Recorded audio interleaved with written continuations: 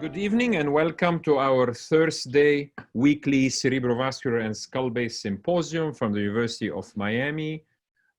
This is session number 17 in a row on September 10, 2020.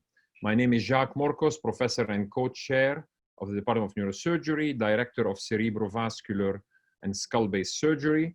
Co-directors of this course are Carolina Benjamin, my partner, assistant professor, director of our Keynes lab, specializing in brain tumor and skull-based surgery. Dr. Michael Ivan, assistant professor, director of research of the UM Brain Tumor Initiative and specializing in brain tumor, skull-based and epilepsy surgery, as well as my two endovascular, open vascular partners, Bobby Stark and Eric Peterson, co-directors of endovascular.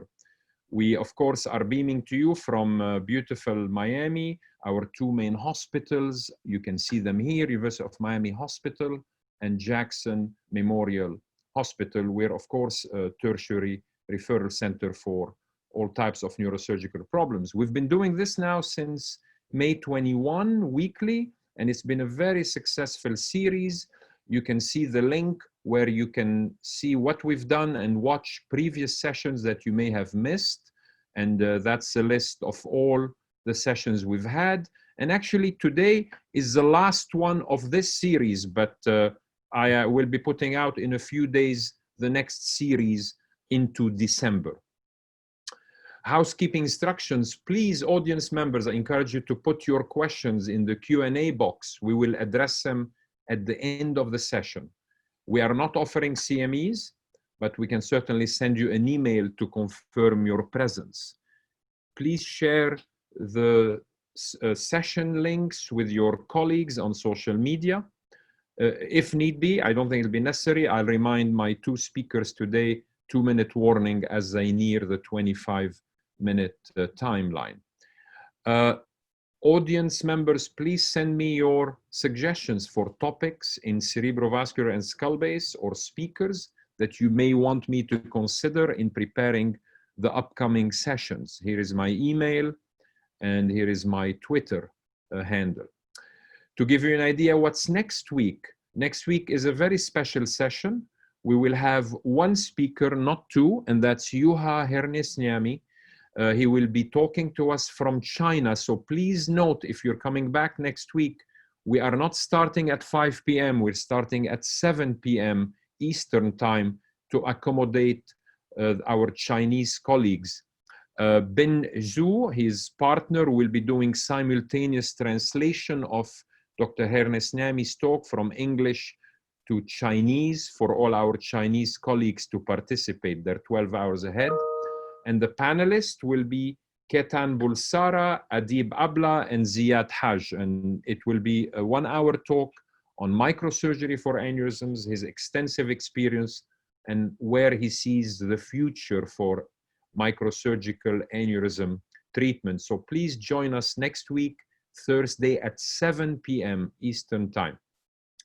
As you know, parallel to these Thursday lectures, we have Dr. Mike Ivan, my partner, has been holding a very successful Wednesday series of the Miami Global Brain Tumor Symposium. And next week is John Lee from UPenn, who will talk about intraoperative molecular brain tumor imaging using near-infrared fluorophores, 5 p.m. next Wednesday. So don't miss that either. Many thanks to the team that makes it happen for these webinars, Ingrid, Roberto, Christina, and particularly Ignacio, who runs this webinar and the Wednesday one every week. This is the link, again, to reach all that the University of Miami Department of Neurosurgery educational program has to offer. You can see the series of emails, Twitter accounts for the department, Instagram, and so forth. Feel free to connect with us. Let me introduce our panelists today before I introduce our speakers.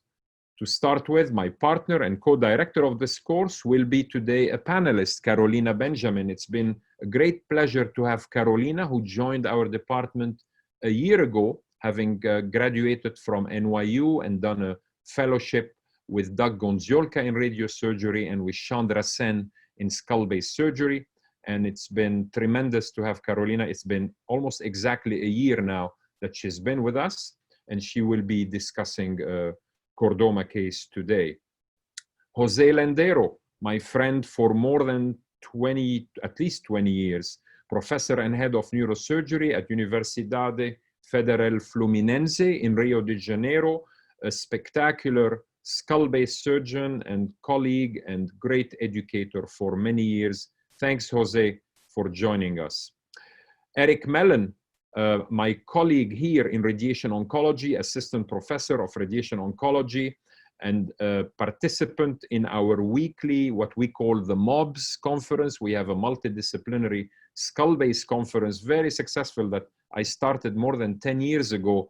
And Eric, we've learned a lot from Eric on all aspects of radiation oncology, particularly for the skull base. And he's a tremendous fund of knowledge, and it's fantastic that he's joining us today to discuss radiation oncological aspects of chordomas. And last but certainly not least, again, a friend for many, many years, Gelare Zadeh, professor of surgery. And if we could clap for you, Gelare, we would, because we want to congratulate you for very recently being named the new chair of neurosurgery at University of Toronto. A new era is beginning in Toronto, and I, as many others who know you, are extremely proud of you and happy for you, and it's certainly highly deserved. And Gelare will again talk to us as a panelist later today. On to the speakers. Sebastian Frolic, who again I have known for at least 15 years. Sebastian did his MD University of Strasbourg in '96, residency there finished in '02, and did 2 fellowships, one in skull-based research, University of Cincinnati, with Van Loveren, John Tu, and Keller in 2000. He went back to do a clinical fellowship 2006 with Theodosopoulos, Tu, and Keller. He is, I believe, the youngest neurosurgeon, professor in neurosurgery in France. He'll correct me if I'm wrong. He became professor in 2011, University of Diderot, professor, University of Strasbourg from '02 to 2011. But he's been also the youngest chair at Lariboisière since 2013. And he's followed in the footsteps, the big footsteps of Bernard George. And Sebastian is simply a phenomenal skull-based surgeon, both open and endoscopic and cerebrovascular, and also a spectacular educator. He's been holding fantastic sessions at the IRCAD in teaching cadaveric dissections. He's really the consummate researcher, skull-based surgeon, and educator, and you will see in a second from his presentation why he is here today. And Jim Evans is our other speaker today. I've known Jim many, many years. Jim is professor of neurosurgery and otolaryngology, chief of brain tumor division, director of cranial base and pituitary surgery at Jefferson in Philadelphia. Jim had his MD in '95 at MGH. We have this in common. We both went to Queen Square in England, and he was a specialty registrar, Queen Square and Great Ormond Pediatric Hospital in London, UK. Residency, Cleveland Clinic, Ohio. He was a fellow in skull base and cerebrovascular at Inova Fairfax Hospital, Virginia. Second thing we have in common, we're both past presidents of the North American skull base. Jim is a prolific writer, has published 3 textbooks, more than 160 publications. He has a very competitive skull-based fellowship in cranial base and endoscopic fellowship. And of course, as you can see, he often acts as Tom Cruise body double. They do look alike, don't you agree? And Jim, again, spectacular skull-based surgeon. And I am gonna invite you, Jim, to share your slides. Unmute your microphone and please start your presentation for 25 minutes.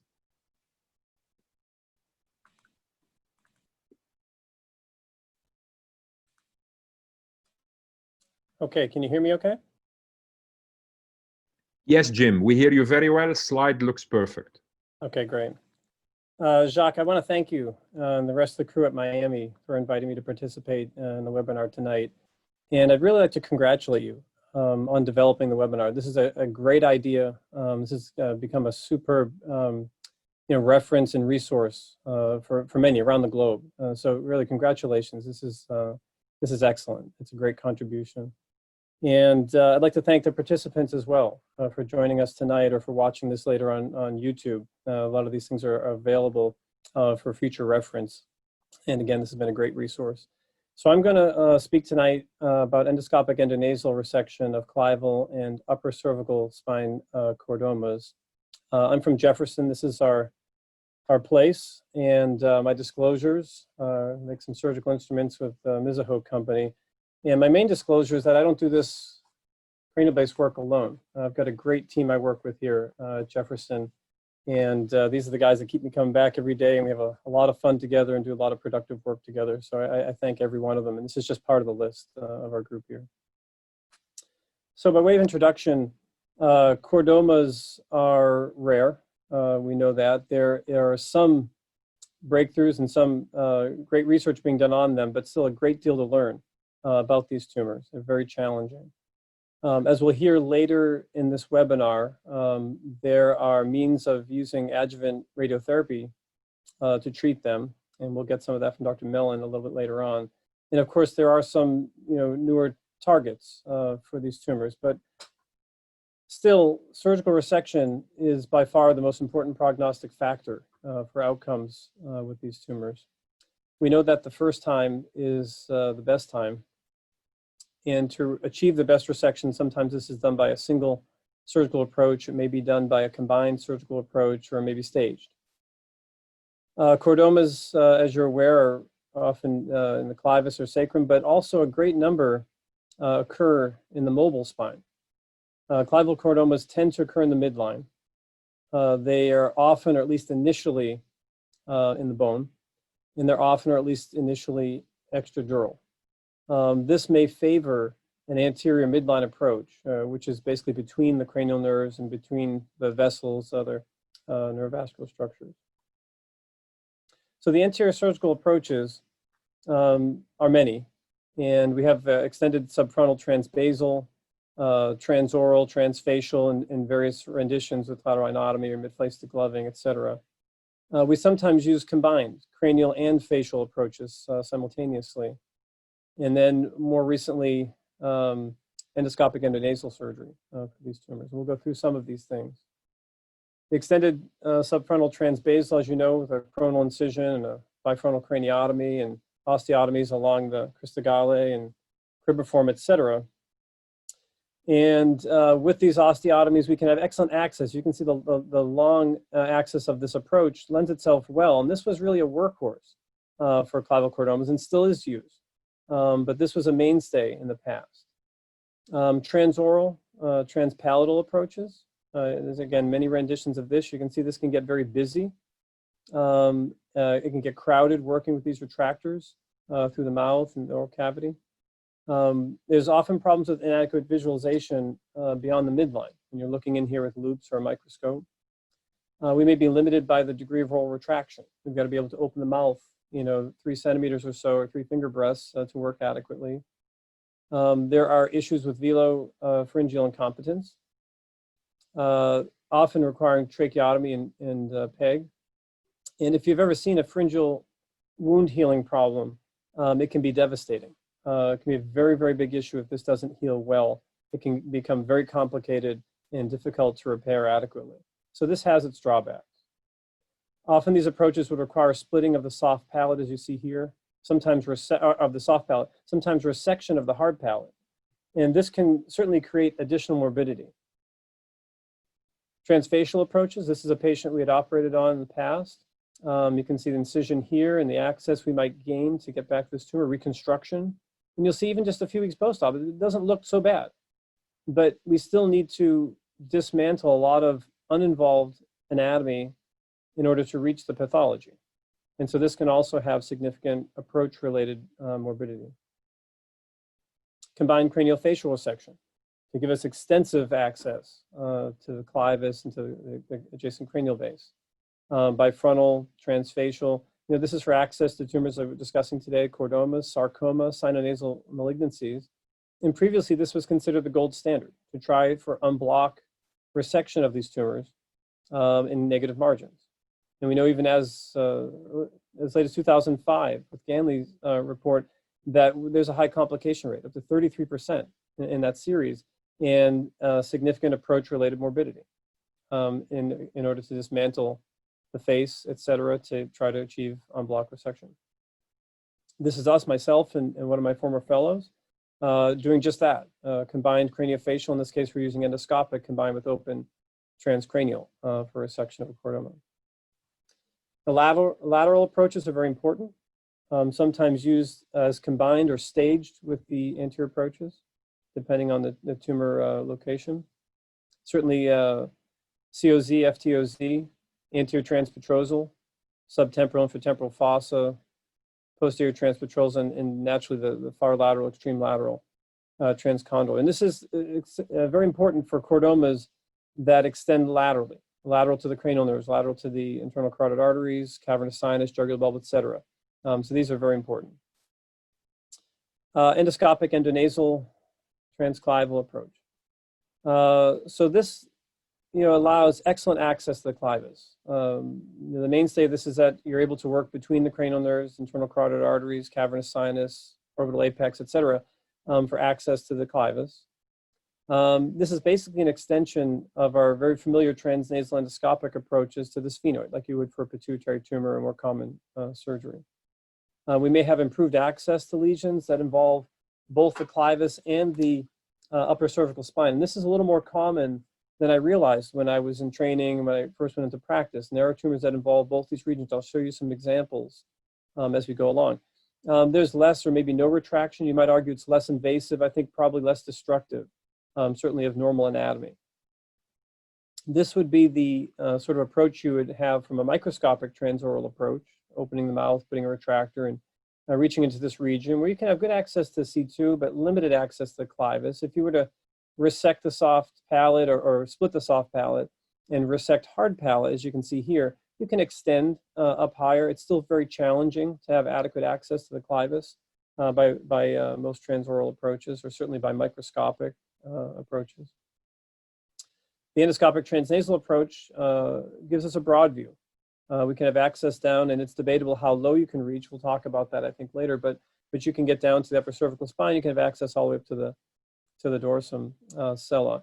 And with angled endoscopes and angled instruments, this can be broadened. So our access, again, from the dorsum sella down to the C-spine. Some limitations, lateral limits, cranial nerves. So we mentioned a minute ago, the arterial structures like the carotid artery or vertebral arteries.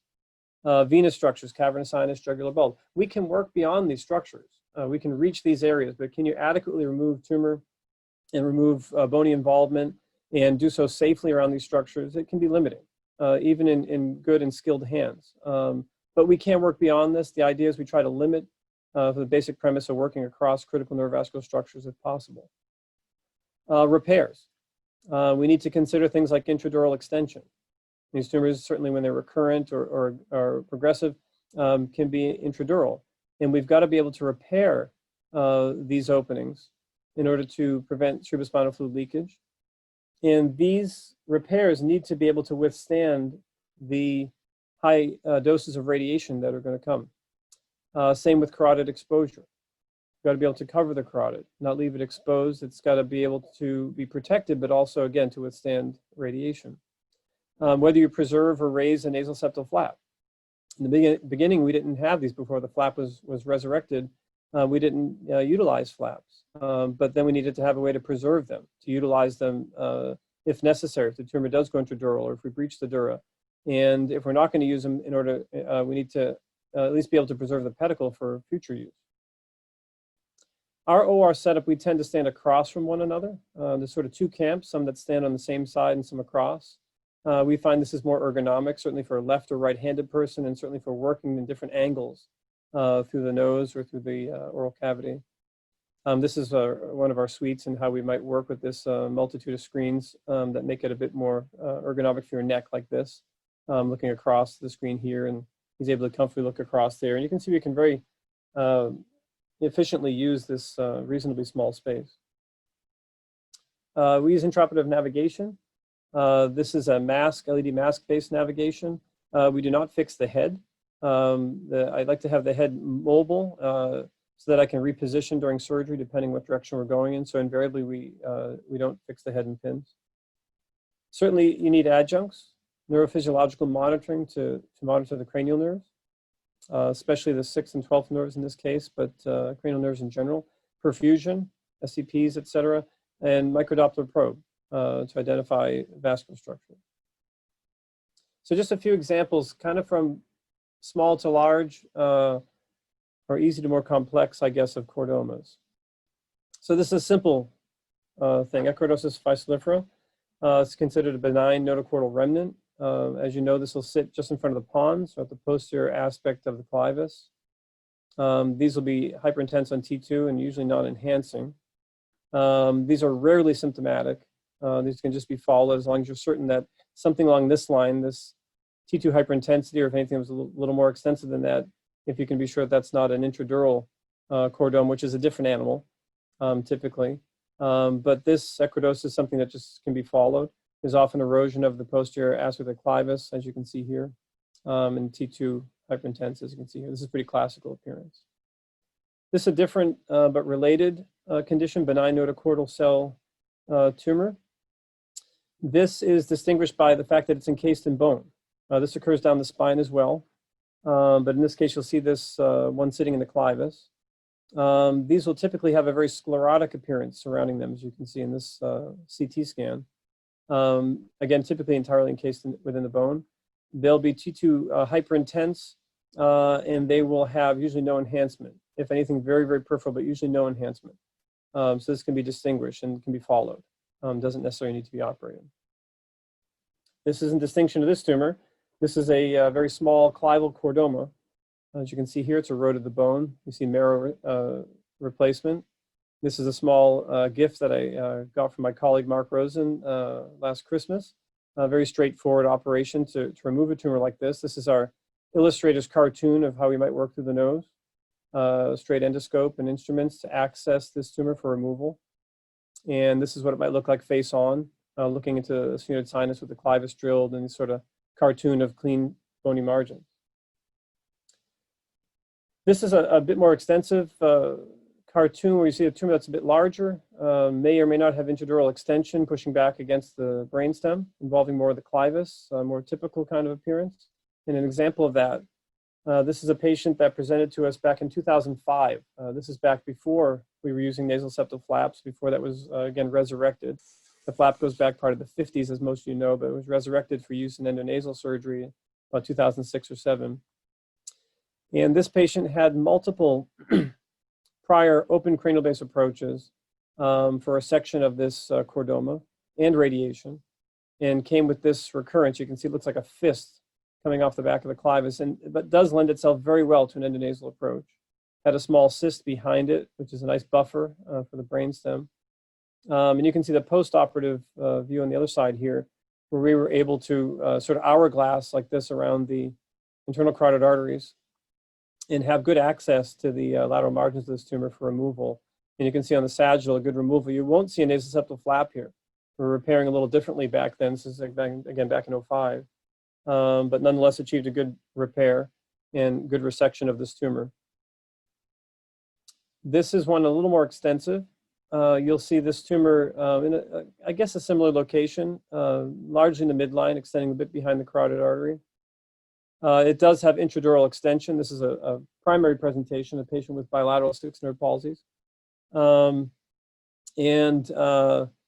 This we felt would lend itself well to an endonasal approach. If you look at this sagittal, you'll see it sits just below the sella, kind of outlines the sella, comes up to dorsum sella, and then, of course, the intradural portion compressing against the pons, and some extension inferiorly to the bottom of the clivus. And this is our artist rendition of how that might look with resection of the clivus. and back toward the dura. And I've got a video I'll show. I'll try to skip ahead a little bit and give me a high sign, Jacques, if it looks like I'm going too long. But this tumor, you'll see, was largely filling into the nasal cavity and the sphenoid sinus. And so to start, we had to debulk that and basically just mobilize it. It wasn't involving much of this. We had good mucosal planes, actually, for a lot of this tumor in its anterior extension. We've got to be careful not to scatter this tumor around. You'll see as we go through these videos, I often line the nasal cavity with cottonoid patties. So as the little bits get stuck, I can change my patty out and try to avoid seeding. That's been reported in the literature on the septum and the turbinates. So you've got to be careful with that, just like we would with any open approach. But you'll see as we mobilize this tumor, paraclival carotid coming into view there. We'll mobilize this tumor progressively. Oops, I'm sorry about that. We'll mobilize this progressively. There's going to be eroded bone like this that we've got to remove. And then more soft tissue. And eventually, we've got to start drilling where we find this eroded bone in order to get clean margins even out here in areas of the nasal cavity and the posterior aspect of the sphenoid. Eventually, as we get further along, again, you'll see my patties all over the place. As we get further along, this has already made the bony opening in the clivus for us. And it's actually already made the dural opening as well, as you can see here. Before we start tackling the intradural portion, we've got to clean these margins around the dura as well. So we'll trim that away. And these are various means to get clean dura, as you can see here. And now we've got to tackle this bit that's intradural along the basilar artery. It's insinuated between the perforators from the basilar artery and between the perforators and the brainstem. And so this just takes some meticulous effort and patience to dissect it out and preserve these vessels, as you know.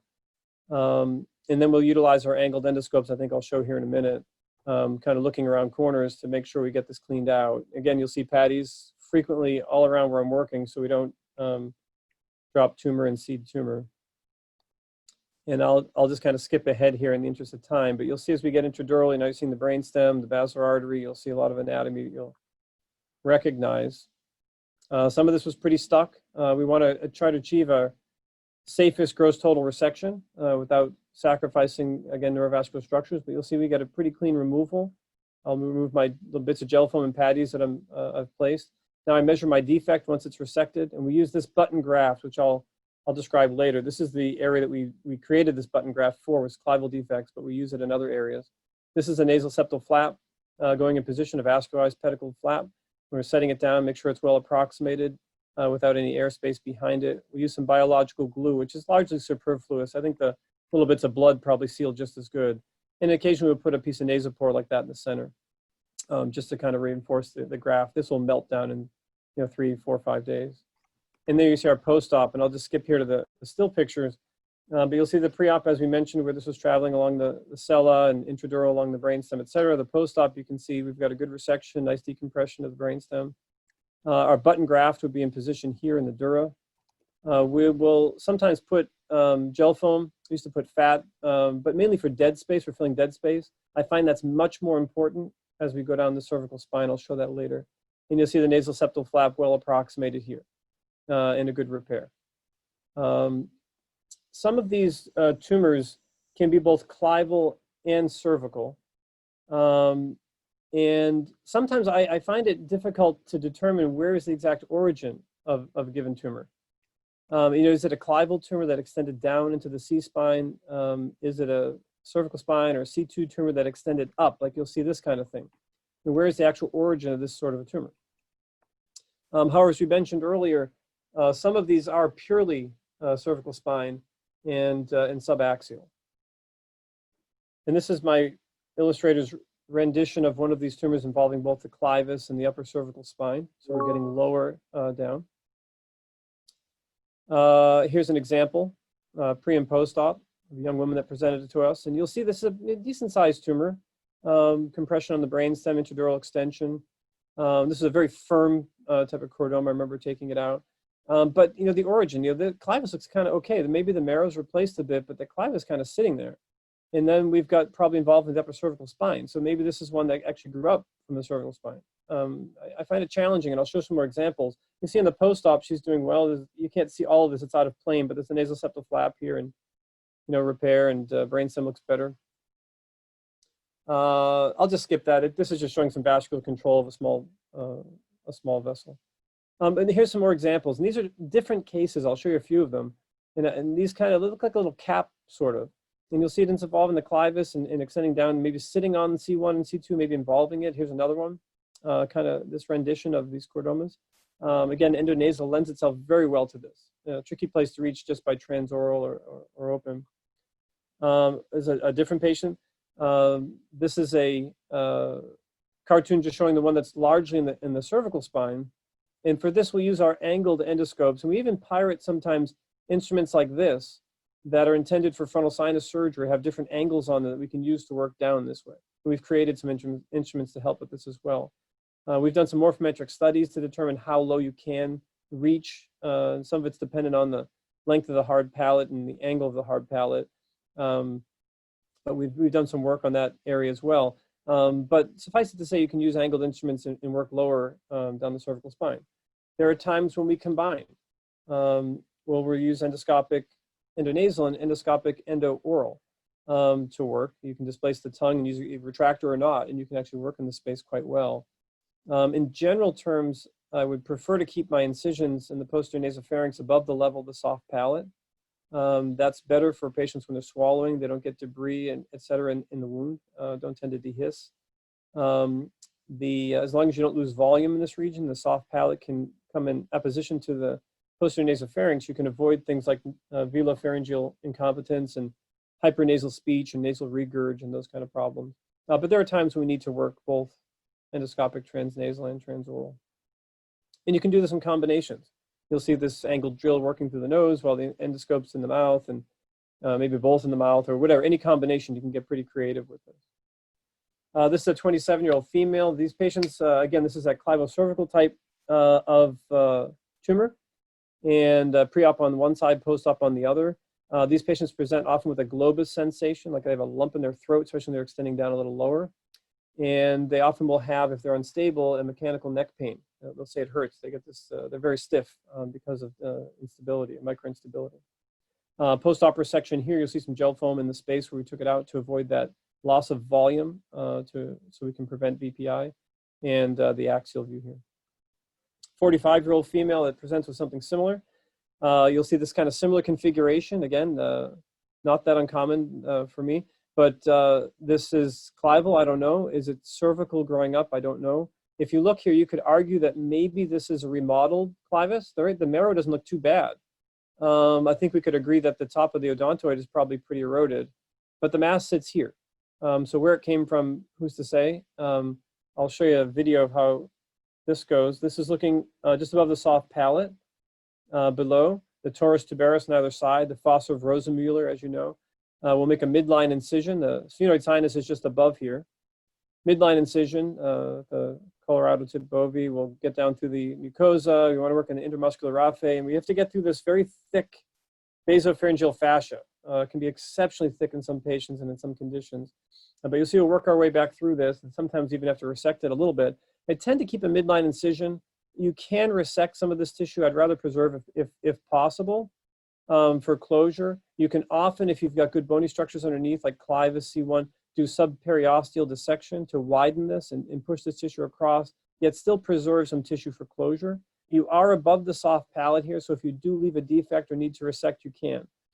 Below the soft palate and the nasopharynx, you've got to keep layers, ideally a two-layer closure if you can. That gets a little more complex. This is now drilling the C1 as you saw in the pictures. I'm sorry this is really small, but if you look at this image guidance, you'll see we're right on the front of C1. As we drill off C1, the tumor, as you saw in the picture, sits here, just at the bottom of the clivus and behind C1. So we're going to drill this away, and then we're going to start resection. I'll just skip ahead a little bit here so we can, I don't want to take too much time. If you can, maybe 2 more minutes, if possible. Okay. So you'll see we'll start resecting this tumor, mobilizing this, the capsule. Eventually, we've got to take it away from the ligamentous structures here, the tectorial membrane. So I'll skip ahead a little bit as we resect that.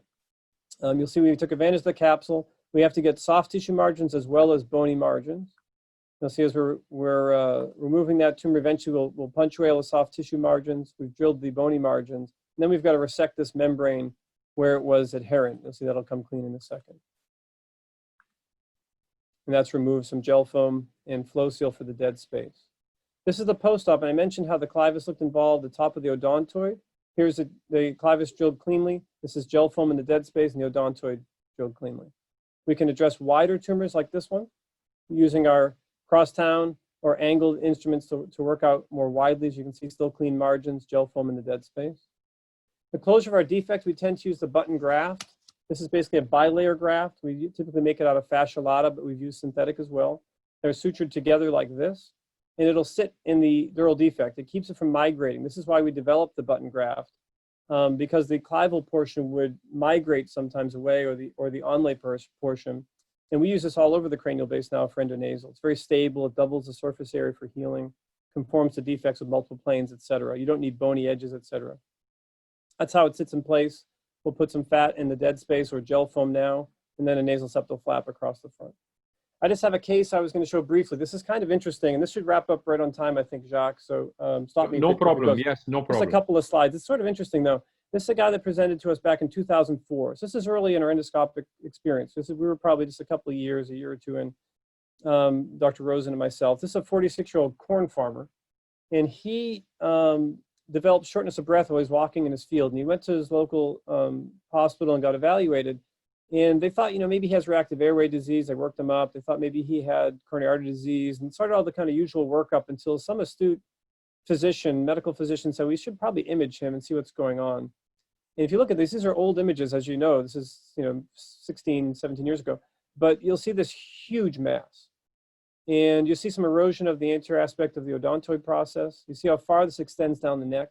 He has very limited airway. In fact, we tiptoed him up to do tracheotomy. So if he, he might lose his airway if he had even the tiniest bit of laryngospasm. He could barely breathe. And you'll see this on this axial, some erosion of C2. So again, we put a tracheotomy, and then we started this plan for how to remove this tumor. We started with a longitudinal neck incision, so I could have access. And you can see how far this tumor extends down the neck. So I came longitudinally through the neck, and I resected the bulk of this mass and got a good removal. Back then, we used to stabilize before doing the odontoidectomy. I think that's optional now. We have different means of doing that. But we did stabilize him as a second procedure, and then went on to perform the odontoidectomy by endonasal approach. You can see here post-op, again, some gel foam in the dead space, odontoid removed, and this entire mass removed. So that's back in 2004. At the end of this is November, December 2004, we did all the surgery, and then we let him heal for a couple of months. In early 2005, I worked with Norbert Liebsch, and we up at the Northeast Proton Center, and we gave him proton beam therapy, and he did very well.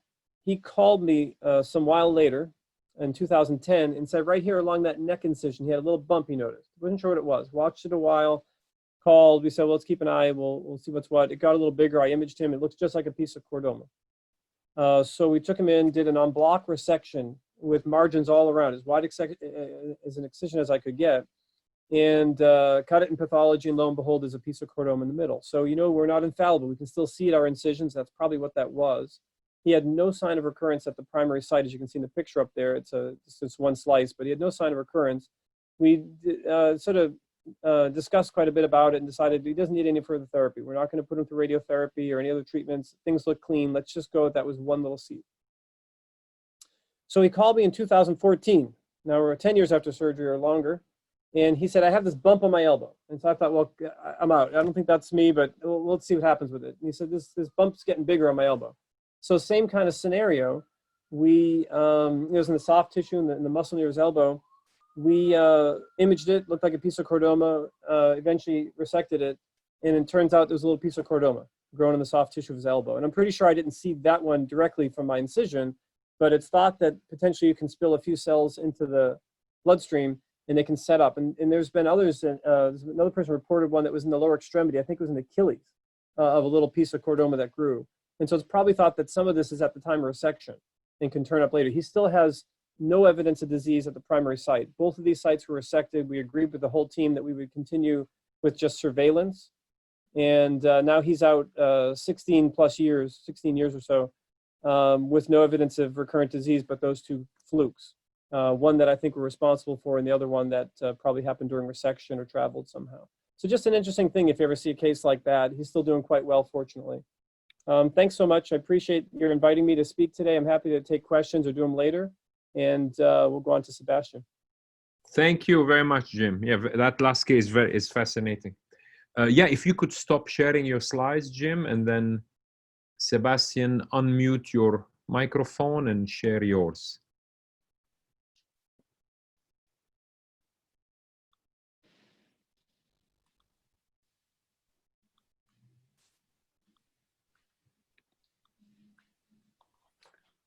Okay. Thank you very much, Jacques, for inviting me. It's very, very nice to see you all and to be with you again. We are missing seeing each other in person, but still it's a very nice opportunity to share things together and to have a little fun. So I will talk about approach selection for chordoma. It's a topic that Jacques gave me. So I will focus on the choice of the approach for skull-based and craniocervical junction chordoma. I will start with this case to illustrate the difficulties that we have with dealing with chordoma and choosing the approach. This is a chordoma with a spot located in the petrous apex. If you go below, you see that there is some tumor in the jugular tubercle. Then it's going low in the craniocervical junction with some tumor along the odontoid process, but also anterior to the anterior arch of C1. It's also going down behind the lateral mass of C2, and you have tumor in the foramen of C3. So what is the best approach for a case like this? Definitely, it's not a single approach, it's multiple approach, and the decision-making process to choose a good one, the one that would give the less possible morbidity for the patient is not always easy. There is also different types of chordoma. People who saw a lot of chordoma see different scenario. Here is a patient I treated for this chordoma filing, the sphenoid sinus. I took the tumor out, left a little piece of tumor in the cavernous sinus, and the tumor came back extremely rapidly. In fact, even before she started proton beam therapy. She was treated with proton beam and she survived for 2 years. So proton beam made a definitely much better job than what I did with my surgery. And this is a patient I have seen recently. He had this huge tumor, but he was seen in office 25 years ago by Bernard Georges, who saw him for a diplopia. He had a tumor in the petrous apex, tip of the apex. He decided not to be operated on, was lost on follow-up, and he came back 25 years after with this tumor. He had a very nice life for 25 years. So different tumors, different behavior, and we have to adjust the strategy, the aggressiveness of the strategy also according to these features, the biology of the tumor. It's not always easy to have prognosis factor to tell us if we are facing a very aggressive tumor or not. So our experience started with Bernard Georges. We have now 260 cases, mainly skull-based, craniocervical junction and cervical spine. So this is our series ending in 2018.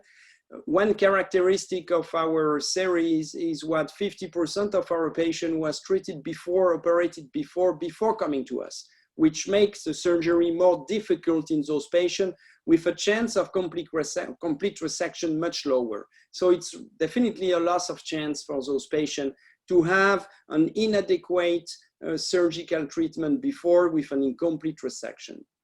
Most of those patients are referred to us by the Proton Beam Therapy Center who cannot treat those patients adequately because there is still, for example, a brainstem compression. Most of our patients are treated after by proton beam. We are working with the proton therapy team in Paris. Extent of resection is a well-known prognosis factor, and we have the same results and other in our series. It's a very important prognosis factor. The fact that patients have been treated before is definitely a disadvantage for the teams that have to treat those patients, especially if they have been treated before with radiation therapy alone.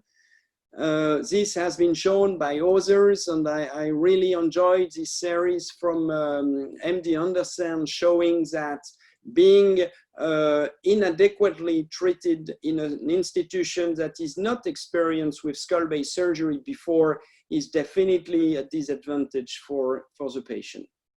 Craniocervical junction chordoma are doing worse. It's a more complex lesion to treat because there is infiltration of the soft tissue. This is probably one reason. And the patient are doing worse. Achieving a complete resection in those big tumors is difficult. Approach selection process, as I said, is not always easy. It has changed over the year. This is the percentage of each approach we have been using for chordoma.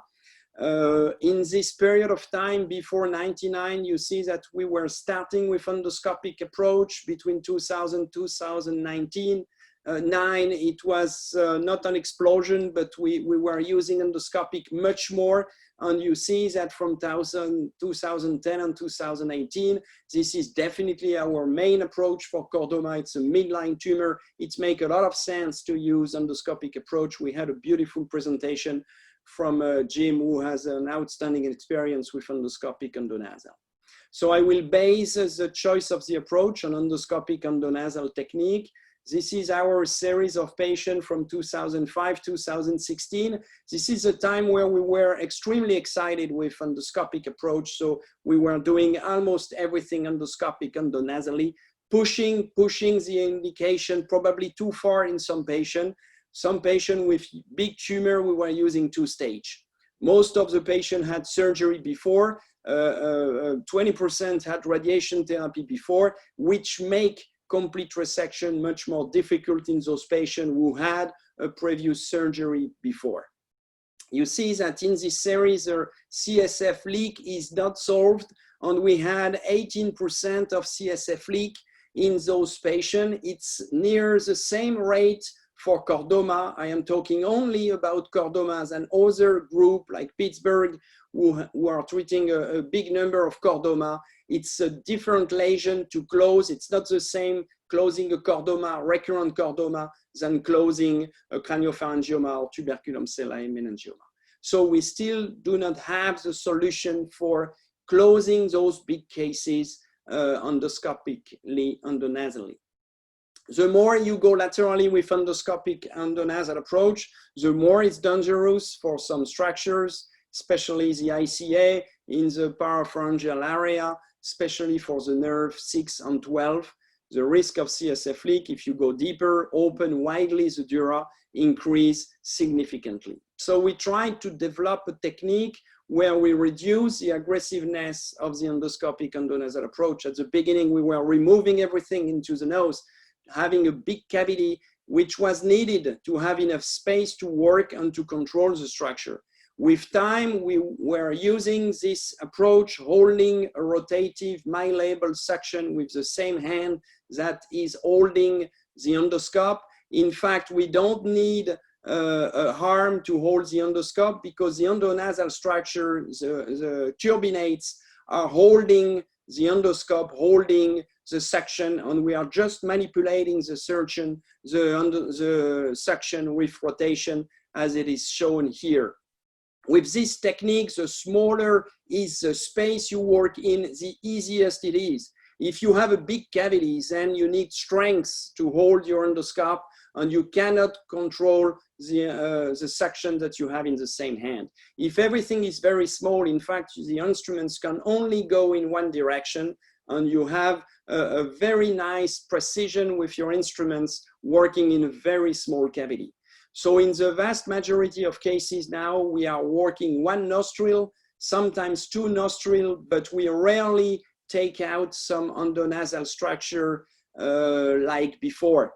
We are also rarely using a nasoseptal flap anymore. I will show you in a second what we are using to close in our last cases. So this is typically a case of clival chordoma for which we used a single nostril approach. The tumor is big, but we have angle endoscope, 30 degrees, 45 degrees, 70 degrees. This is what endoscopy is made for. We need to use a small corridor and to use angle scope, angle instruments to work deep, but with a very limited corridor. This is the purpose of endoscope. And in this specific case, you can see here that we did a very small approach. We make an incision here on the mucosa of the rostrum of the sphenoid. This incision is like making a skin incision. We will suture this incision at the end. We will cranialize completely the sphenoid sinus. It's quite easy to do, removing the mucosa inside. We will fill the tumor cavity as well as the sphenoid sinus with fat. And at the end, we stitch this mucosa, which is quite thick at this level and easy, not easy, I would not say easy, but it's quite feasible to stitch kind of watertight this mucosa. The only hole that you still have is the ostium, but usually we plug it with a little bit of additional fat. And in this case, we were able to achieve a complete resection. With angle scope, you can see behind the ICA, behind the C2 segment of the ICA, and we had a very nice resection. You have a big space at the end. You don't want to have a dead space, so we file it completely with fat, and at the end, we stitch this mucosa just like we would stitch the skin. So we did maybe 5-6 cases like this, and I have to say that until now, I'm quite satisfied with the result.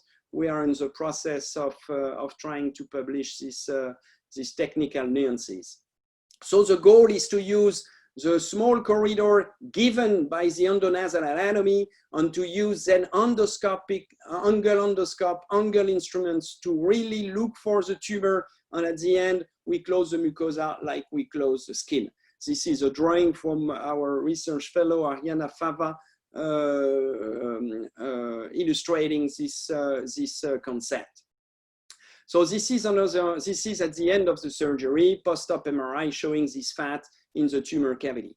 This was another case of clival chordoma, mainly intradural, as you can see. Here, endoscopic approach is a great approach for this. It's really straightforward to go on this tumor. It looks not so difficult on the MRI.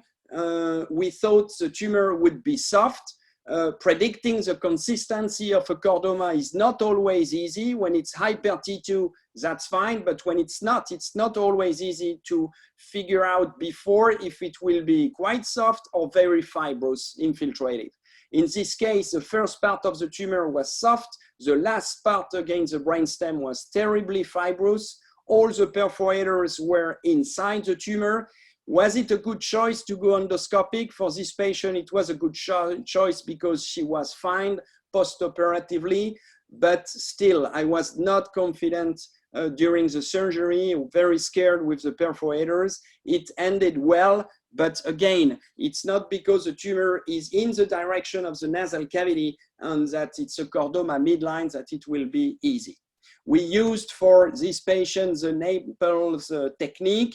I used everything to close chordoma. I have to say that I have been frustrated with all the technique I've used, except this one for the last maybe 5-6 cases, fat and keeping the patient seated position immediately after the surgery for at least 8 days. I think what we have to focus on to close this patient is not what you put to stop the CSF, is to lower the intracranial pressure the more naturally as possible, and the position is very natural to control intracranial pressure. This patient had a purely intradural chordoma, as you can see, a little bit more lateral than before, but it was an obese patient with a very high BMI. And almost nothing is into the clivus. So to resect this, you need a big dural opening of the clival dura. And I was scared with the postoperative CSF leak. And we know that from the literature that when the BMI is very high, you have a big opening, it's very difficult to avoid a CSF leak. So I did a combined petrosal approach in this case. Combined petrosal approach that is quite straightforward, especially for this kind of tumor. It's much easier to do it for a chordoma like this than for a petroclival meningioma. You don't have the hyperostosis of the bone. It's a quite nice approach, and it's a fantastic approach to go in the petroclival region for this tumor that was mostly retroinfundibular. I was happy to go transcranially because you see that the relationship with the cranial nerve was not so easy, also with the brainstem and the vessels. And with this technique, I was able to achieve a complete resection with a very low risk of CSF leak if you close properly the middle ear. This is, I will skip this case because I will be running late. This is another case, very interesting one. It's similar to the previous one, but except that it's going in multiple compartments. You have extradural tumor in the cavanosinus, petroclival region. You have a piece of tumor going quite up along the third nerve. My fear with this patient was the third nerve. If you lose the third in a young patient like this, it's like a non-functional eye for life. So the goal here, she was very little symptoms. It was a very slow growing tumor, very limited symptoms, just a slight diplopia, but not permanent. So here I decided to first resect with an endoscopic endonasal approach the cavanosinus part of the tumor, and then to go transcranial for the rest of it, for the intradural part, especially for those parts that looks like very adherent to the brainstem, on this part going very high, close to the third nerve. What you have to do is to stop before having a leak when you go endoscopic endonasal and when you plan a second stage, because the goal of all this is also to avoid the CSF leak risk in a patient like this. So we did the first stage endoscopic endonasally, one nostril, and we resect everything that is extradural into the cavanosinus, and we try to stop to define the hole where the tumor is going through the dura. And in this case, we could saw on the MRI before the surgery that there was a very well-defined hole through which the tumor was going intradurally. So the goal was to stop here and not to mobilize too much the intradural part to avoid a leak. So the surgery was not very difficult. The relationship with the ICA in the cavanosinus was quite simple. It was not very soft, but soft enough to make it quite straightforward to resect the extradural part of the tumor. At the end, we put some fat inside. We did the same techniques than before. We did not use a nasoseptal flap in this case. We had no leak, so we were quite confident. It was only one nasal sphenoid sinus in this case. We didn't open both sphenoid sinus, only one, to facilitate the closure.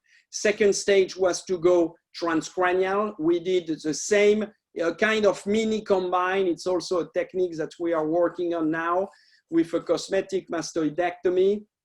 And the same, very straightforward in a young patient like this without a meningioma. We worked in multiple directions through the posterior petrosal corridor, anterior petrosal corridor. This is the beauty of this approach. You can reach the tumor from different directions, and there was multiple compartments intradurally. I will skip the intradural work. We cut the tentorium. Here is fourth nerve. The most difficult part was the upper part of the tumor and the dissection of the tumor from the third nerve. But here I was extremely happy that I was transcranial and not endoscopic endonasally, where you usually tract and suck the tumor to take it out from the cranial nerve, especially if it's very deep. And this is what creates injury, I think, with the cranial nerve, this traction suction technique that you need when you go endoscopic endonasally. So here was a relationship with the third nerve here. It was extremely adherent and a little bit infiltrative to the tumor. At the end of the resection, we thought we had achieved a complete resection, and the patient ended up with no CSF leak and no morbidity because of the cranial nerve manipulation, and this is what you aim in a tumor like this. This is a case we did last week. Similar tumor, but you see how deep this piece of tumor is going into the brainstem.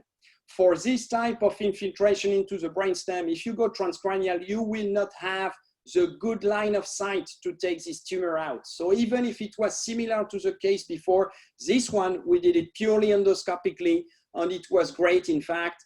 And I have just a little piece of video that my fellow did, just to show you that, in fact, the tumor was not adherent to the brainstem, and we could take it out almost like a mushroom.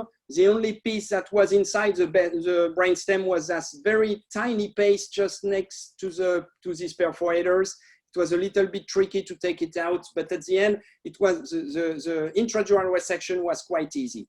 So again, it's not always too easy to predict what it will be intradurally, but to avoid CSF leak, to have a better control of the cranial nerve when you have a big extension intradurally, considering transcranial approach or combined strategy, I think is a good plan. I will move to the craniocervical junction, chordoma. It's a different topic. Choice of the approach is also tough. I have to say that I am leaving less and less room for endoscopic endonasal approach because I was disappointed with the morbidity of the wide endoscopic endonasal approach for big tumors.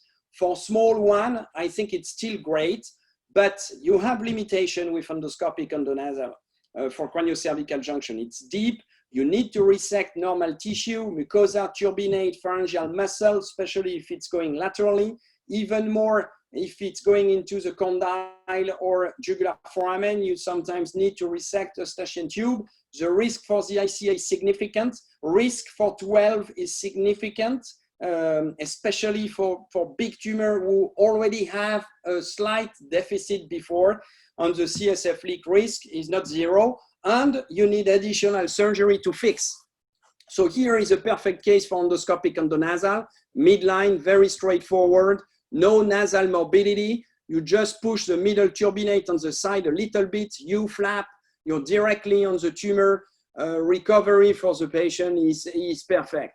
So here there is no doubt that endoscopic endonasal approach is absolutely perfect.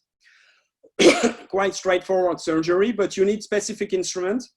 You need angle on very long drill. You need angle instruments, ronger. You need a very specific instrumentation if you want to go to the craniocervical junction. For the CLIVUS, it's okay, but for this area, you need definitely specific instruments. Outcome for this patient was very good. But whenever you need to go lateral, you need to resect more. You need to resect inferior turbinate sometimes. You need to resect the pterygoid plate sometimes.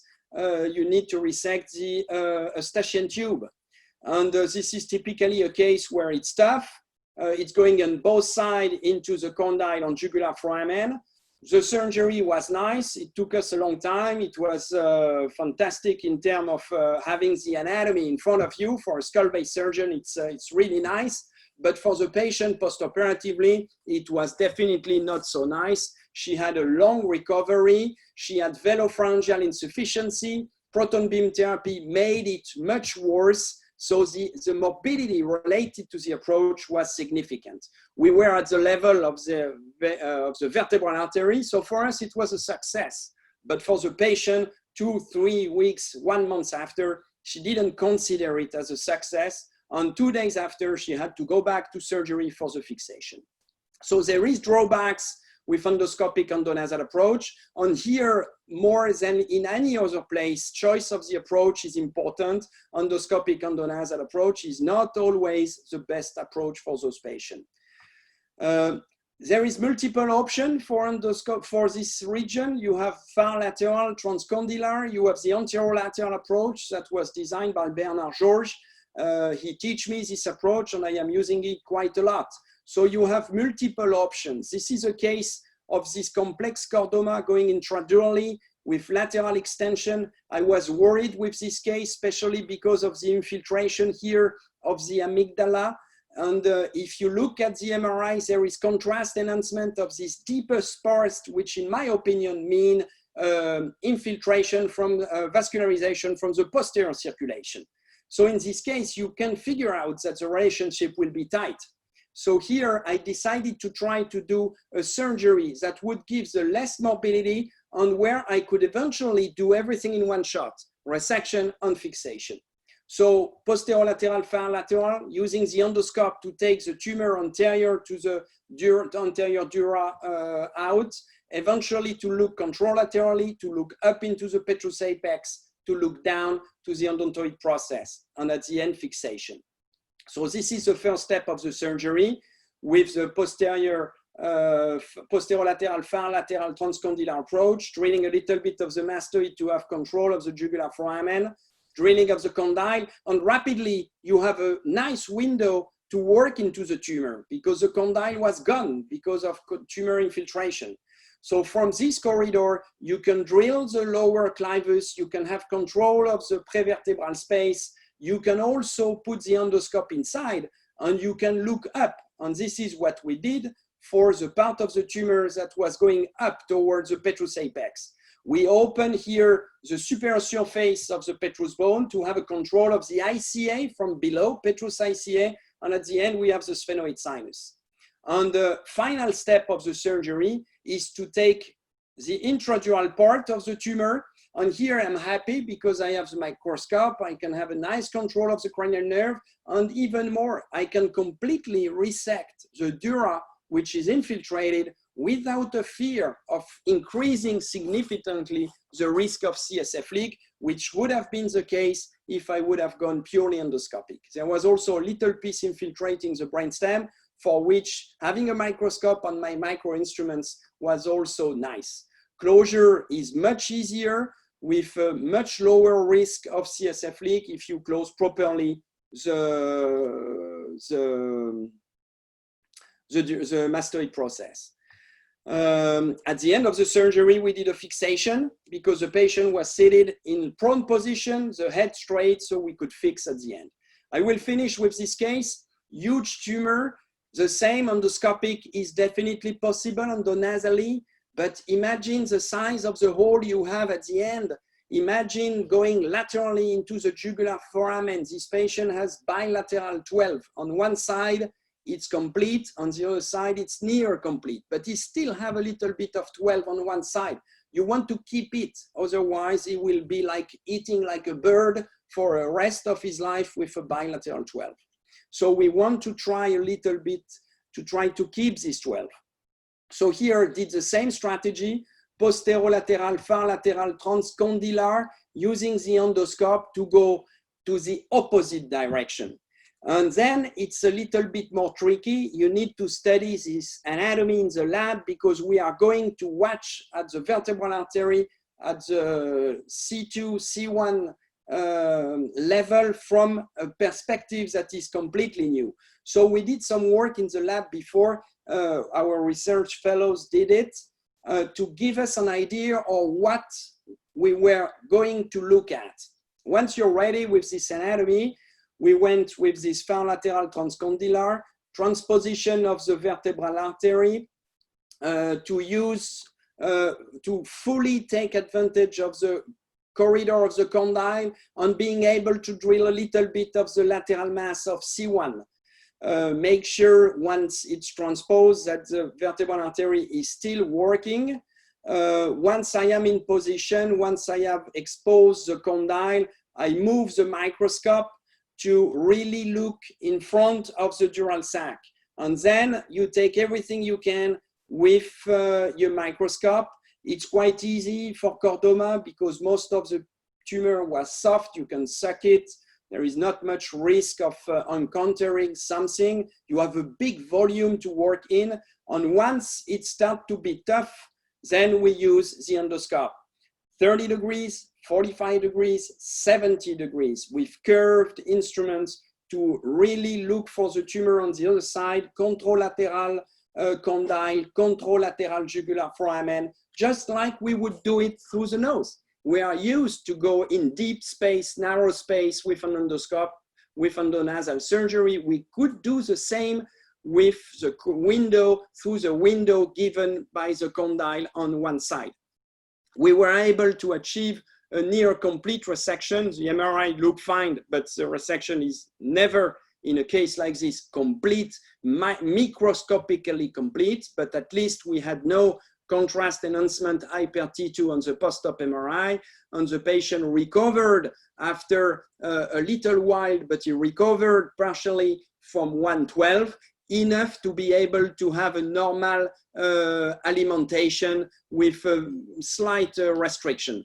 At the end of the surgery, big advantage in this case, risk of CSF leak is low, and you can fix the patient at the end of the surgery, he has everything in one stage.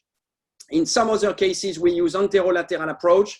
I will not show this case, but it's another option in a situation like this, where you see that the axis of the tumor is really from one lateral side to the other.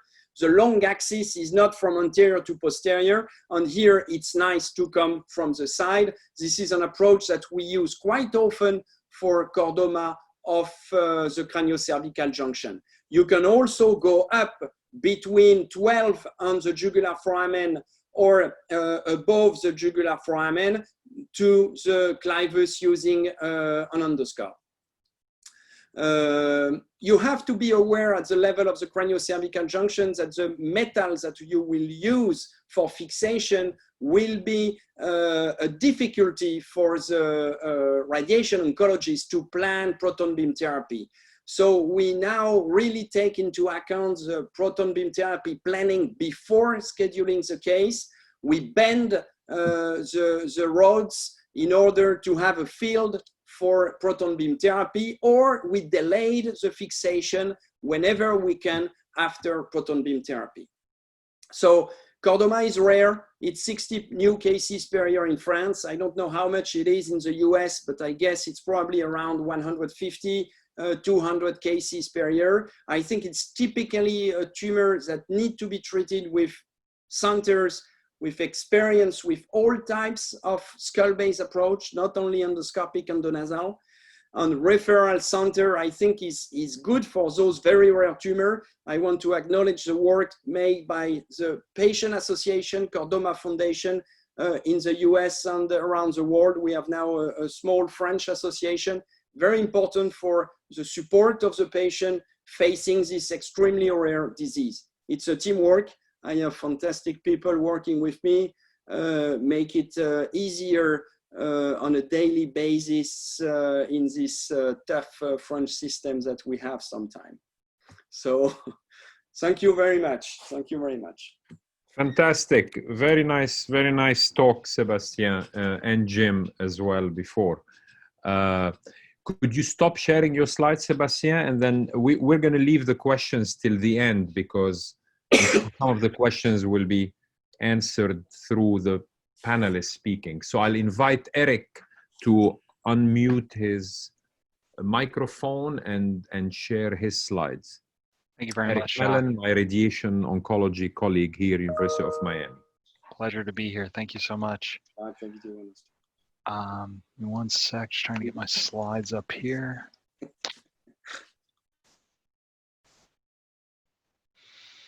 Let's see here. Nope, that's the presenter view.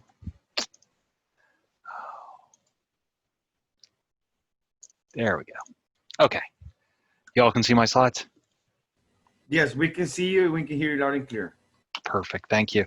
So I'm going to talk about the radiation therapy for chordoma. As Jacques mentioned, I'm a radiation oncologist here at the University of Miami. I have a PhD in physics as well, so I think about the physics of the technology quite a bit and the delivery. We recently have opened our Proton Center here at the University of Miami, but I also trained at the University of Florida Proton Center as well as the University of Pennsylvania Proton Center. So as you all know, chordomas often need radiation therapy. We're here to focus on skull base chordomas. Chordomas in the sacrum can at times be cured with an en bloc resection with clear microscopic margins, but that's rarely achieved in the base of skull. And so we generally recommend radiotherapy after resection of chordoma in the vast majority of cases. Because without radiation, even in the case of a gross total resection, there's still a very high recurrence rate without radiation. I've highlighted two studies with the blue boxes showing particular case series where not many patients received radiation, and you can see 10-year estimates. LRFS is the local recurrence free rate, 12%, 18%. That means 80 to 90% are recurring at 10 years without the addition of radiation. So how can you deliver the radiation? Well, there's a few different techniques. There's conventional radiation. I'll show why why that's inadequate. And then, of course, proton radiotherapy has become the standard in the United States. Carbon ion radiotherapy is the latest and greatest. And well, greatest controversial, but it certainly has some good things I'll talk about. Intensity modulated radiotherapy is the better, newer way of delivering photon X-ray radiation. And then, of course, radiosurgery is still an option as well for select cases. So the dilemma for the radiation oncologist is that radiation control depends on dose, particularly in chordoma, which is a radiation-resistant tumor. Just as a matter of nomenclature, photon radiation is high energy X-rays. The dose is given in gray as the SI unit for radiation dose. Protons are given in cobalt gray equivalents, as the biologic effects are slightly different, but you can talk about gray for photons or CGE for protons. And then carbon ions are called gray equivalents, for much the same reason. Doses greater than 70 CGE or gray equivalent over 7 weeks or more can give 5-year local controls of 70% or more, and then that's based on numerous single institution retrospective series. We go in 1.8 to 2 gray per fraction when we treat. And the dose tolerance to brainstem is typically given as 54 to 60 gray or CGE, and dose tolerance to optic structure is typically given as 54, 55 gray or CGE. So how can we give such high doses, 70 plus, safely when you have brainstem and optic structures in the immediate vicinity?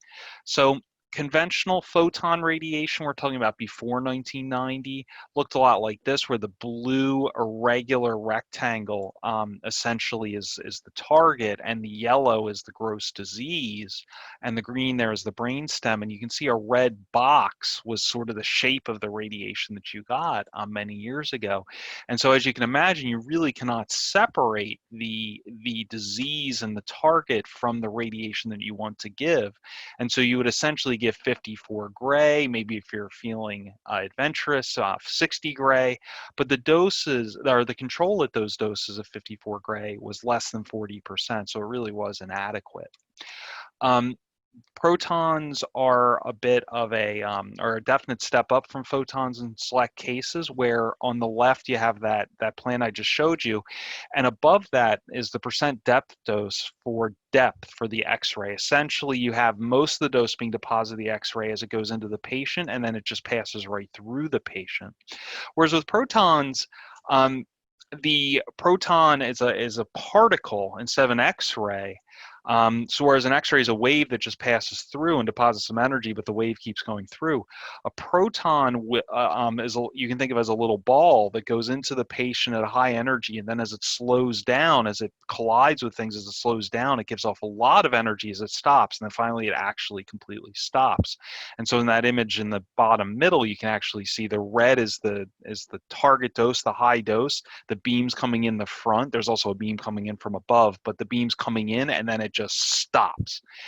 And as it stops, it delivers more energy than an X-ray will, and that's called linear energy transfer, which means there's more damage to the DNA for the same dose, and that's called the relative biological effect. It's higher for proton radiation. And so then the question becomes, is that more effective in controlling the tumor? It is a double-edged sword.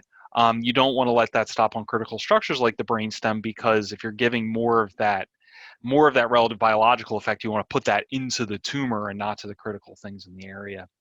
So proton radiotherapy, the first time in the United States, I believe, was 1990 or 1991, something like that, Loma Linda. And it was initially available at a very limited number of centers. Mass General Hospital had one of the very early ones, for example. Really in the 2000s, it really began to take off, and many more centers began to get it. As of August 2020, there are 89 proton centers worldwide. And this was really the first technique to allow very high doses.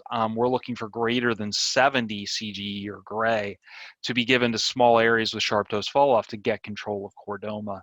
And the first generation passive scatter systems became the standard and is still a good standard. It does struggle with very complex shapes, but here's a reasonably simple shape that can be treated very effectively with any proton system to very high doses of 7380, while giving a much lower dose to the surface of the brainstem, and the dose essentially stops at the surface of the brainstem. So the outcomes with proton radiotherapy, many centers have reported their control, and many of those series have reported more than 70% control at 5 years. And so I'm showing the MGH at the top, 10-year, 54% local control, Loma Linda 60% at 5 years, Paul Scherrer Institute in Switzerland, 81% at 5 years. You get the idea. The control is not 40% like it used to be in most centers' hands. It's more, there is some controversy here and there is some conflict, and it depends on how many of your sections are R1 versus R2, but you can still get many centers reporting 70% plus, and that's what we're aiming for. The latest iteration is carbon ion radiation. The RBE is even higher for carbon ions, as they do even more damage to DNA as they stop. That relative biological effectiveness is even higher because they're bigger particles with higher energies. And could this be an even better treatment for unresectable radioresistant tumors like chordomas? This is an unanswered question, but there are 14 centers worldwide now delivering carbon radiotherapy. Actually, the US does not have a carbon radiotherapy center. The first center has recently been announced at the Mayo Clinic in Jacksonville, but it's available in Germany, Austria, Italy, Japan, and China. Some of those countries have more than one center, obviously. And it also gives a good dose distribution, much like protons, but since the RBE is even higher, we wonder if it's more effective. And this is a review of the available studies that just came out in the Journal of Neuro-Oncology in 2020, where chordoma is the red line, and at 5 years, the control is 80% in the 202 reported patients. So we're talking about protons, maybe 70-ish%, maybe 80-ish% with carbon. And there's an ongoing randomized trial in Heidelberg comparing proton and carbon ions for chordoma to try to figure this out. Coming back to X-rays or photon radiation therapy, IMRT, intensity modulated radiation therapy, the equipment to generate IMRT is widely available in first world countries. Those machines cost, on the order of $3 million, maybe even less, versus proton centers are tens of millions now. They used to be hundreds of millions, and carbon centers are hundreds of millions. So the delivery of the photons is getting better and better. And since you can now put in, this is an example plan on the right, since you can now put in 74 gray to this red, oddly shaped target with the brainstem right there, and you can do that safely, there is some controversy about whether you really need protons or you need carbon ions to treat chordoma, or if you can just get away with IMRT. And certainly in low resource environments, this may be a reasonable approach. The main issue still being, though, that the expertise may not be there. The expertise tends to be concentrated at these particle centers. There are two generations of proton radiotherapy centers. The first generation of protons is called passive scattering. It did struggle with very complex shapes, and there's a picture of it in the top right. Essentially, you could make certain shapes with something called a compensator, so you could make a somewhat irregular shape, but you're still limited to essentially sort of rectangular shapes that are sort of, or boxy sorts of shapes with maybe some extensions or trim off of that. The latest generation of protons at the bottom is called active scanning or intensity modulated proton therapy, and it's called spot scanning. You can think of it, the little beams are coming in and sort of burning, and then you get another little beam that goes in and burns, and another little beam that goes in and burns, and then you can keep putting those spots in to fill whatever irregular shape you want. And so you can really deliver very complex shapes with IMPT. And it may be the best of both worlds, because both you get the very complex beam shaping and possibly the superior proton biological effects. And most US proton centers are either installing now IMPT systems. For example, the center at the University of Miami only does active scanning. It doesn't even do passive scattering. And many centers that have passive scattering systems are upgrading so that they have the capability to give IMPT. So in general, the way you deliver radiation therapy to something like this is you have the first phase of radiation to a dose around 50 gray or CGE. In the top right, this was a review article from the University of Florida. They gave a 50.4 gray and 1.8 gray per fraction over 5.5 weeks, Monday through Friday. Treating the gross disease resection cavity in any subclinical areas of concern where you think the disease might have spread based on clinical suspicion, plus a more generous margin between CTV, which is a clinical target volume, and the PTV, which is an error based on patient setup, somewhere in the order of 6 to 8 millimeters, and you treat that to 50.4 gray. And then you boost the actual gross residual chordoma in the tumor bed, plus a much smaller margin to a very high dose. In this case, they did 73.8 CGE over, I believe, 8.5 weeks. That works out to. Most treatments will be built with daily image guidance built into the machine to ensure that precise targeting. So, for example, the machine we have does a cone beam CT or a type of CT scan to make sure that the head is precisely aligned every day for treatment, so that you can really shrink the margin to like 1 millimeter around the target, something like that. And generally, these tend to be large fields because you have to consider the resection bed, the gross disease, any microscopic potential areas of spread. So as you can see there, it tends to be a fairly large field.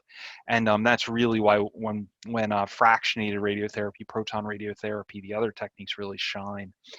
The toxicities of radiation, of course, they exist. With protons for chordoma, we do accept higher than usual radiation doses at the surface of sensitive structures because we know the risk of chordoma. When the chordoma grows back, it's horrible for the patient, and so we tend to accept a little higher toxicity for protons.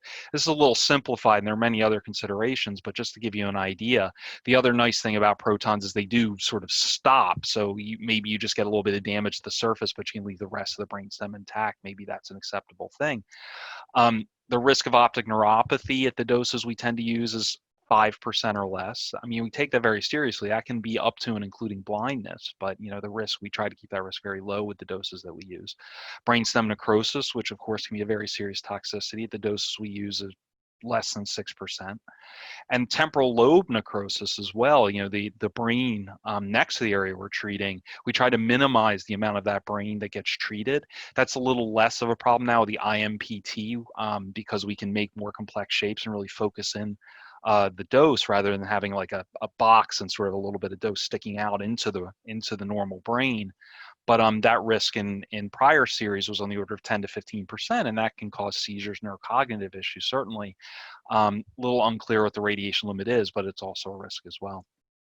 So lastly, stereotactic radiosurgery. There are many machines capable of doing stereotactic radiosurgery, but of course with a neurosurgery audience, I'm mostly talking about Gamma Knife, and most of the data for this is from Gamma Knife. It's generally considered for small chordomas or recurrences. Those of you who have experience with Gamma Knife know that it's hard to treat large irregular targets with Gamma Knife. It can be done, but it tends to take a very long time.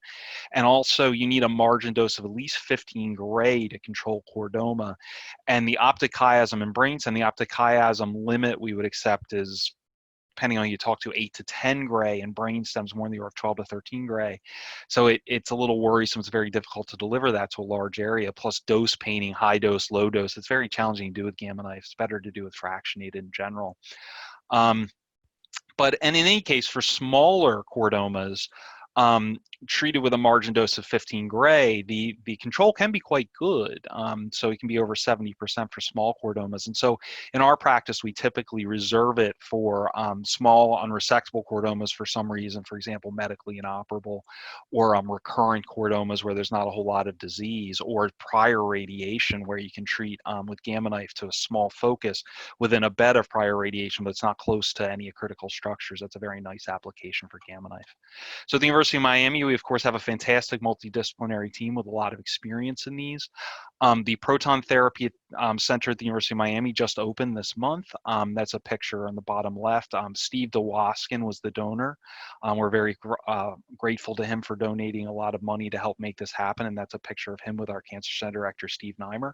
And on the right is a picture of our Gamma Knife Center as well. So we're looking forward to treating a lot more of these chordomas. In the past, we've referred most of these chordomas out to the University of Florida and other proton centers, but now we're very eager to treat more of these ourselves, and we have a lot of training among our radiation oncology group to do that. So if you have any questions, feel free to email me after the presentation, or happy to discuss at the end of the presentation as well. Thanks for your attention.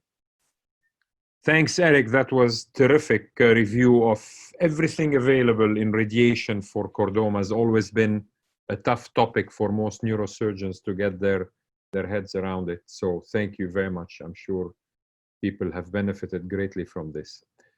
Carolina, how about your turn? Upload your slides and unmute your microphone. All right. Hello, everybody. Thank you so much. Those were fantastic talks. And I just want to give a special congratulations to Dr. Zadeh, given being a young female faculty. That's really inspiring. And I'm incredibly proud, and I look forward to hearing more about it. So I'm Carolina Benjamin. I work with I have the honor of being Dr. Morcos' partner, and I started here about a year ago, like he mentioned. So I'm going to take advantage of this fantastic speakers and panel to show a case that I have not done yet. So hear your opinion a little bit about approach, and we can discuss. So 73-year-old, she presented with to an outside hospital about over a year ago now, and she had complaints of double vision. Imaging was done, reportedly normal, and her symptoms improved. But about 3 months ago, her double vision recurred. She feels that it's worse now, and she feels slightly off balance. She can't tell if it's because of the vision. On exam, she really just has a complete 6-nerve palsy. All the other cranial nerves were intact. And you can see here, this is her imaging. And we see this T2 right lesion centered around the right petrous apex. And, you know, pretty much extending, the IAC here is clear, but there is involvement of the lateral cavernous sinus, and there is some extension into the posterior fossa as well. Does take up contrast, and on the CAT scan, you can see a little bit of this, the destructive lesion at the bone, and you can see its involvement going posterior to the horizontal petrous carotid, involving that as well. So I would like to hear if you guys could, both Dr. Evans and Dr. Frolic, and you know, any of the other panelists, if you could sort of give me your thoughts on how you guys would approach this. Jim, you want to pick it up first? Sure. So this is largely located not in the central corridor we talk about for endonasal, or being in sort of the sweet spot for endonasal. It's more lateral, it's more in the petrous apex, as you showed, lateral cavernous sinus. It seems to me that a more lateral approach is going to be better for resection. You know, infratemporal Kawase type anterior petrosectomy type approach, depending on exactly how far it extends downward below the level of the IAC, you may get a bit limited there. But in that range of I would say a Kawase type approach, or combined orbitozygomatic with Kawase to look down on that region, I think would be your best bet. Endonasal, I think, is going to be limited. You know, the majority of this is starting in the place where we don't want to cross. From the endonasal standpoint, I would concur with Sebastian. You're going to have to do a lot of resection, I think, to have adequate access to this and add morbidity from an endonasal approach, and then also make a much more complex reconstruction. So I would probably favor that for starters. I'll be interested to hear what Sebastian has to say.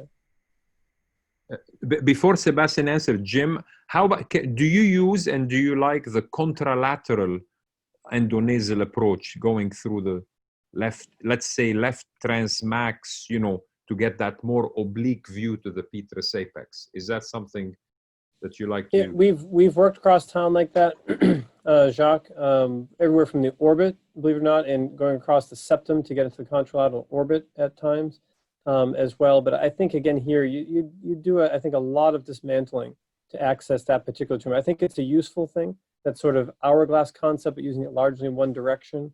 So yes, I think it is useful, but in this particular case, it wouldn't be my first choice. Sebastian, you're muted.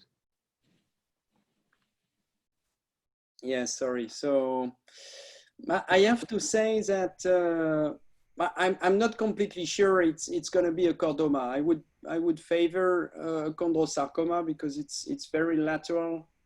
It's very hyper T2 also. So I think the tumor will be quite soft. So I would definitely use an endoscopic endonasal approach for this case. It's reaching the lumen of the sphenoid sinus, so you don't have much to drill to get into the tumor cavity. And I would use a contralateral endonasal approach. So I would go from the left side. I don't like this transmaxillary. I think you don't need it, because if you use an angle scope, 45 degrees, 70-degree scope, you have the same angulations that you would gain with going through the maxilla. So contralateral endoscopic endonasal, one nostril, drilling medial to the carotid, and then sucking the tumor using my label rotative suction, 70-degree scope. You can look to the carotid from behind. You have a nice view of the posterior aspect of the petrous ICA. And if you look a little bit above, you look to Meckel's cave from below. And hopefully this tumor will be very soft. Mm-hmm. And you will be able to suck it quite easily. But you need definitely malleable suction, because if you don't, if you have a straight suction at the end, at the tip, you will not be able to suck what's behind and above the petrous ICA, going from the medial aspect of the paraclival. Me, sometimes I bend the suction like this. It's like a hook. Mm-hmm. It's a little bit scary to put in, and you should never lose control of it, because if you take it out rapidly, something could be in the hook. But with this, you can have a nice control of this area of the tumor. We have also what's the name of this endoscope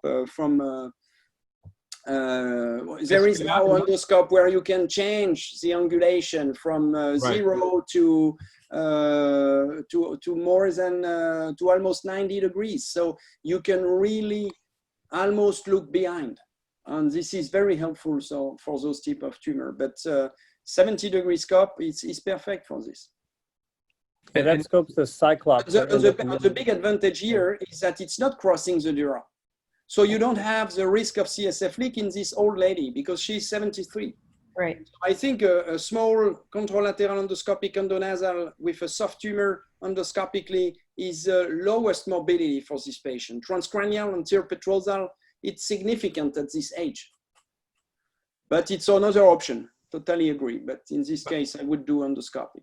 Sebastien, would you agree though that what you're describing requires some significant experience to go that lateral?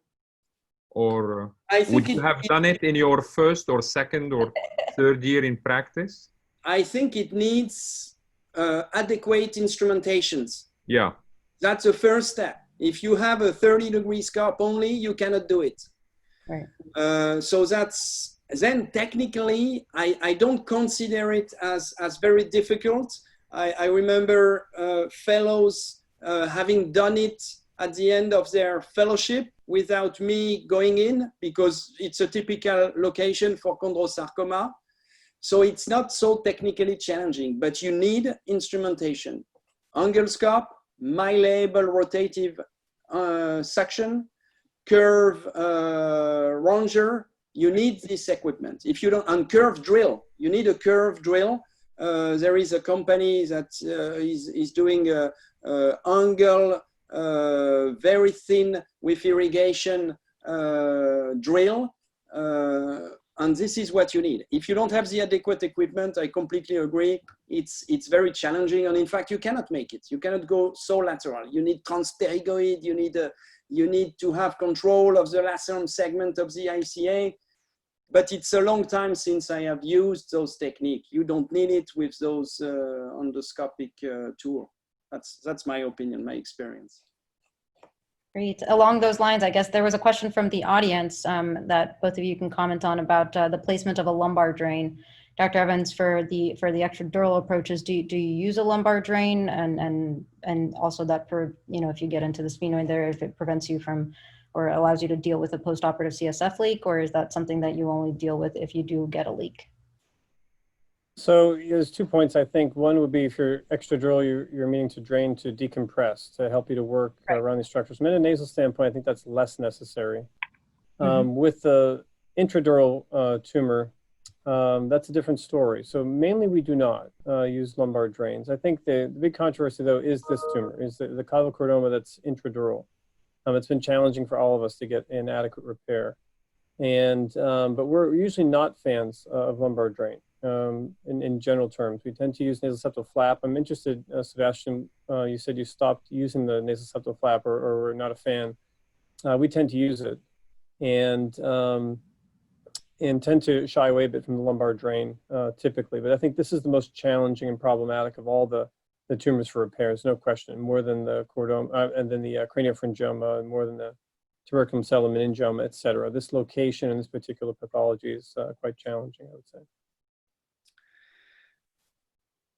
Me, in a case like this, I would definitely not use a lumbar drain because it's an extradural tumor. So I don't think there will be an intraoperative leak.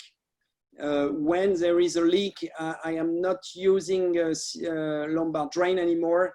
I am focusing on positioning to control intracranial pressure instead of lumbar drain. Sebastian, so sorry to interrupt you. So you don't really accept the results of that randomized study from Pittsburgh on lumbar drainage? No. How it dramatically decreases the risk? No, I don't really follow it. I don't say I don't agree with it. It's a study, so cannot disagree. But but I have to say that I have been disappointed with lumbar drain. In some cases it was useful. In some other I had the feeling that it made it worse. So lumbar drain is very difficult, I think, to manage. I used lumbar drain with a shunt, with a valve system on the lumbar drain. This is what Masahiro Chin from Tokyo has described. I think it's very clever. And then it's easier for the nurse to control the flow from the lumbar drain.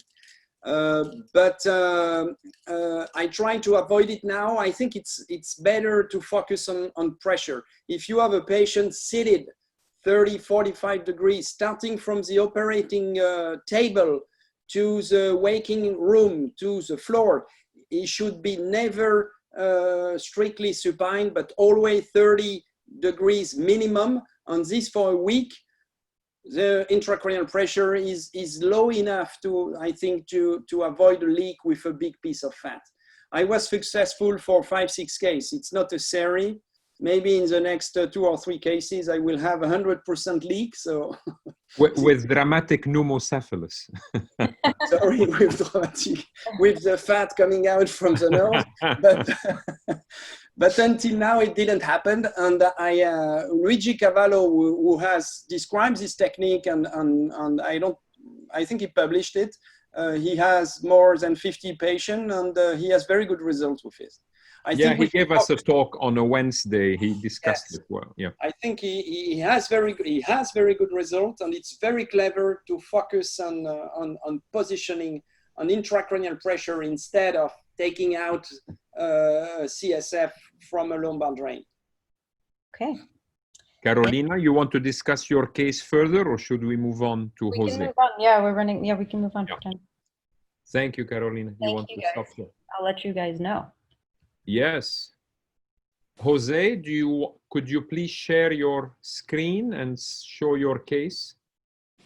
Landeiro. And unmute your microphone.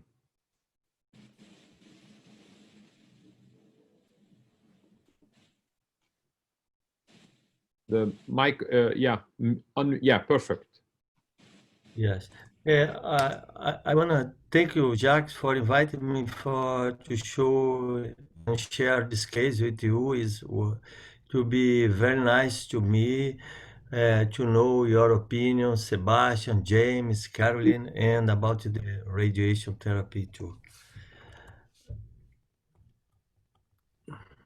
What's happened there? If you click, put your mouse on the slide, left click. Yeah, here you go. Look, this young man were operated by me maybe 1 year ago. He present this kind of tumor. This for me it was a intradural tumor, and the tumor placed some part placed in the interpeduncular cistern and come from the clivus, superior part of the clivus. The only complaint was a diplopia, only, but occasionally diplopia, not more symptoms. And then I planned look at the tumor. Is for me seems to be a chordoma, and then I plan a look at the tumor eroding the petals apex and the superior part of the clivus. And then I planning the endonasal endoscopic approach for Sebastian. I use only the 0 and 45 degree. I don't have a 70 degree. And then I want to know your opinion about if it's possible I should, after remove this tumor, endoscopic endonasal approach. I used a one nostril, but I did a medial turbinectomy. Look, the tumor is a cella. I remove all the bone of all the cellar floor and close it to the superior part of the cleave. The tumor is intradurally. I try to remove as much as possible, and I believe I did a good job. Doesn't have any postoperative complication. I used to close with a flap. Look the cellar floor, the dura of the cellar floor.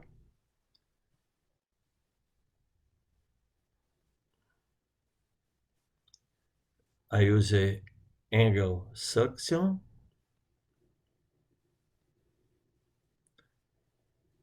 Near the cavernous sinus.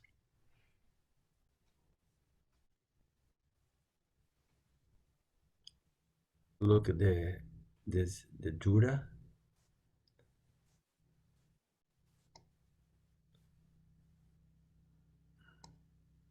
And the flap, I use the flap, the nasopedical flap, and the immediate postoperative view. I did a very good, maybe a radical remove the patient uneventful on a postoperative period, and we send the patient to do a radiosurgery, and sometimes happen in my county, in my city, the tumor recur before the patient did the radiosurgery. That is the problem.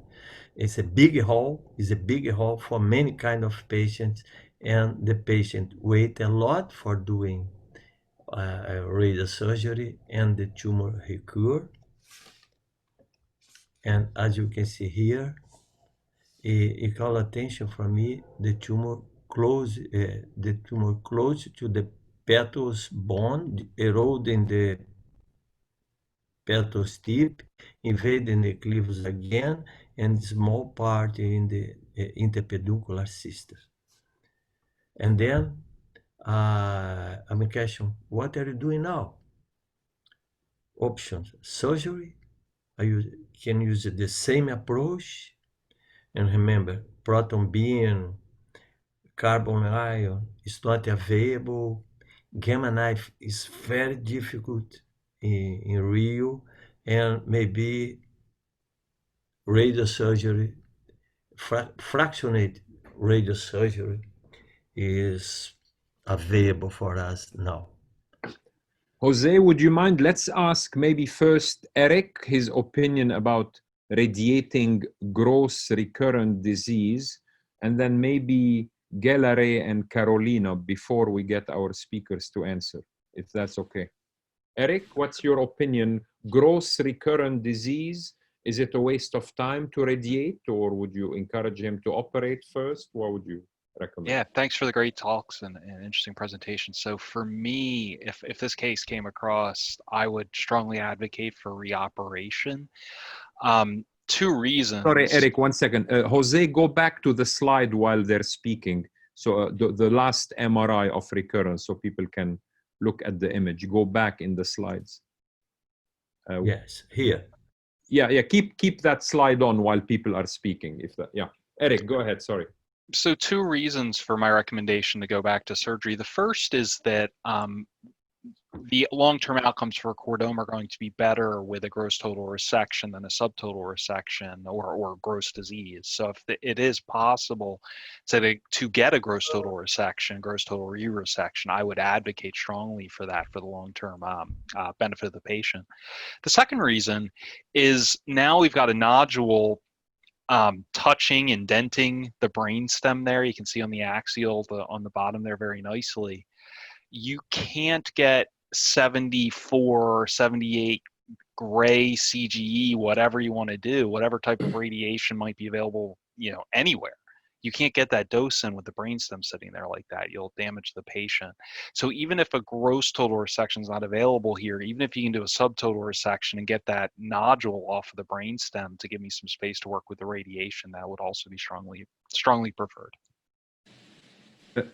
Gallery, what's your opinion on this case? Are we giving incomplete discussions because nobody's talking about molecular profiles of the tumor? Or tell us how you approach a problem like this. Jacques, you know me very well. I know.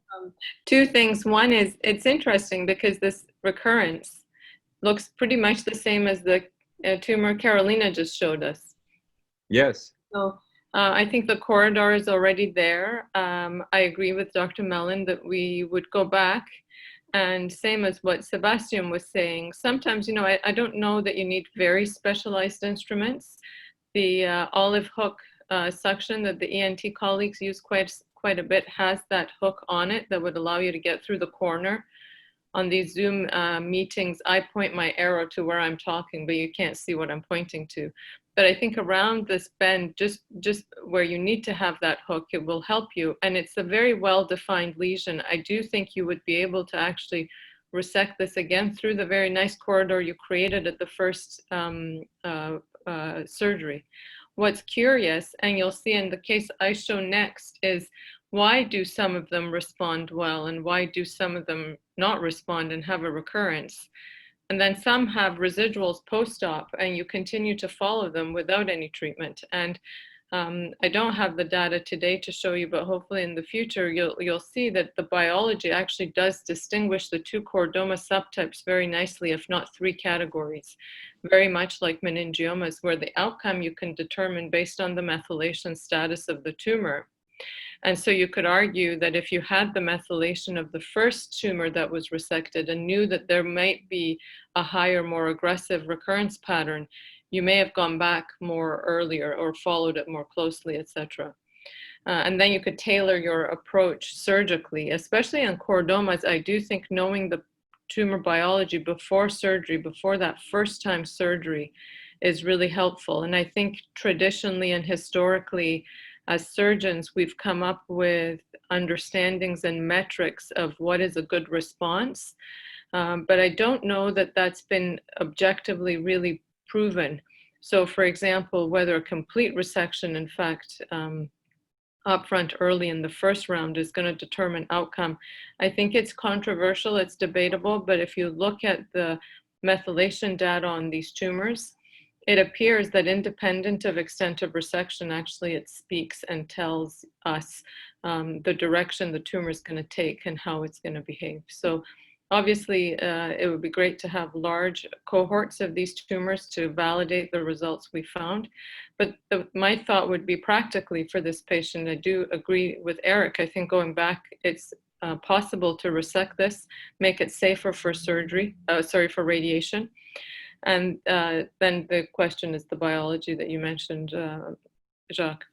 Yeah. The only other point I would make, Eric, I'm curious because we published our experience here in Toronto, although previously we were looking more and sending patients down to the States for proton, our gamma knife results are quite promising. And so they're comparable when you look at historical data and the gamma knife results that we've had over the last 10 to 15 years. I don't know what your thoughts are, because this appears, you know, even if you are able to actually resect a considerable amount of this, the residual may lend itself well for target as a gamma knife lesion. Yeah, so it's a good question, and a lot of the difficulty in interpreting the radiation therapy data is that it's non-randomized data. It's single institution reports, and so in different institutions' hands, you can get different results based on how the technique's being used.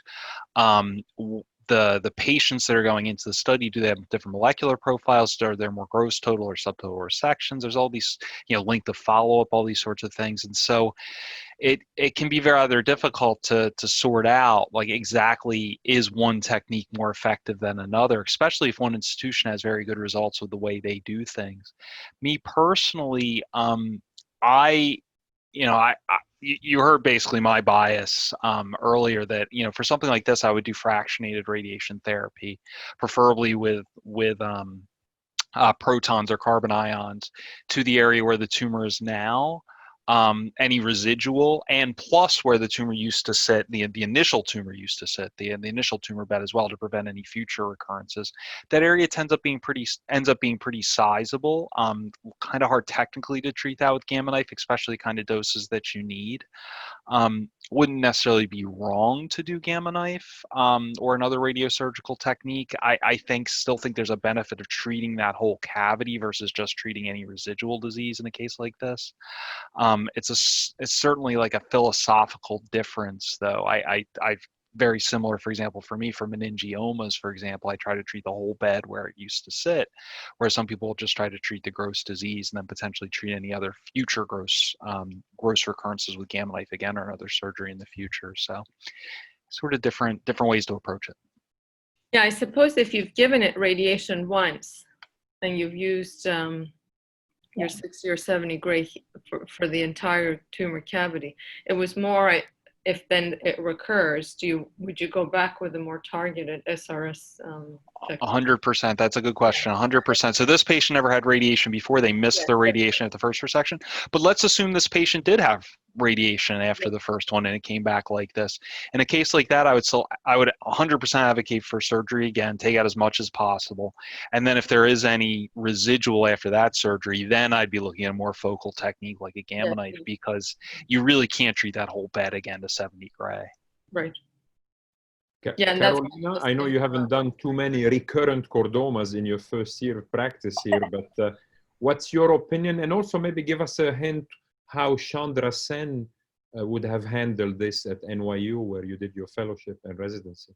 Yeah, you know, it's interesting. This is something that we looked at. We looked at all of his series, and we're working on publishing this. But and one of the things that we did look at is, are we doing the right thing by, you know, if you do get gross total sort of imaging on your imaging, do you radiate right away? What's the right timing? And I know traditionally, you know, chordoma is an extensive disease, and everybody believes that radiation should be done to the bed. But, you know, we did see a lot of recurrences, at least in his cohort, within the radiation field. So, you know, he's wondering, and we're trying to see if it's worthwhile saving it, sort of like Gallery was saying, perhaps you want to keep something in your back pocket, or, you know, have that approach of having the option of a stereotactic option if you've already used up your large field radiation option. So that's something that we sort of are trying to suggest, that perhaps radiation, we can use it more judiciously rather than just sort of with every single case. And I think the molecular markers would be tremendously important in that situation, because it might allow you to choose the right people to observe versus to be aggressive with from a radiation standpoint right off the bat. Okay. Sebastian and then Jim, just quickly, I assume both of you would reoperate, I assume. Sebastian, how would you reoperate and how? Same approach? You're muted. Jose, this patient had radiosurgery after the No, first no, surgery? never had it. Nothing. Okay. So yes, I would definitely go back for a surgery using the same corridor. I think it should be not so difficult. The only issue is the risk of CSF leak. It's a redo. So closing this cavity will not necessarily be very easy. I don't know if the nasoseptal flap is still available, if you can take it out from the field and reuse it. But the challenge here is closure, is scar intradurally. It may be adherent to the brainstem, but to tiny vessels that we don't necessarily see on these sequences. So going back for a chordoma like this is never easy. I'm not sure the tumor will be as soft as it was the first time. This posterior part was a little bit cystic on the first MRI, but it's not the case anymore. And so it may not be as easy as the first surgery. But anyway, I think it's the only option is to go back through the same corridor. And then Jim, about you agree? Oh, yeah. sorry, go ahead. No, just one word Yeah. about the biology of the tumor. Completely agree that we are lacking markers once we have treated those tumor or when we have tumor pieces to analyze. But one easy marker that we can have to predict the aggressiveness of the tumor is to look at the growth before the surgery.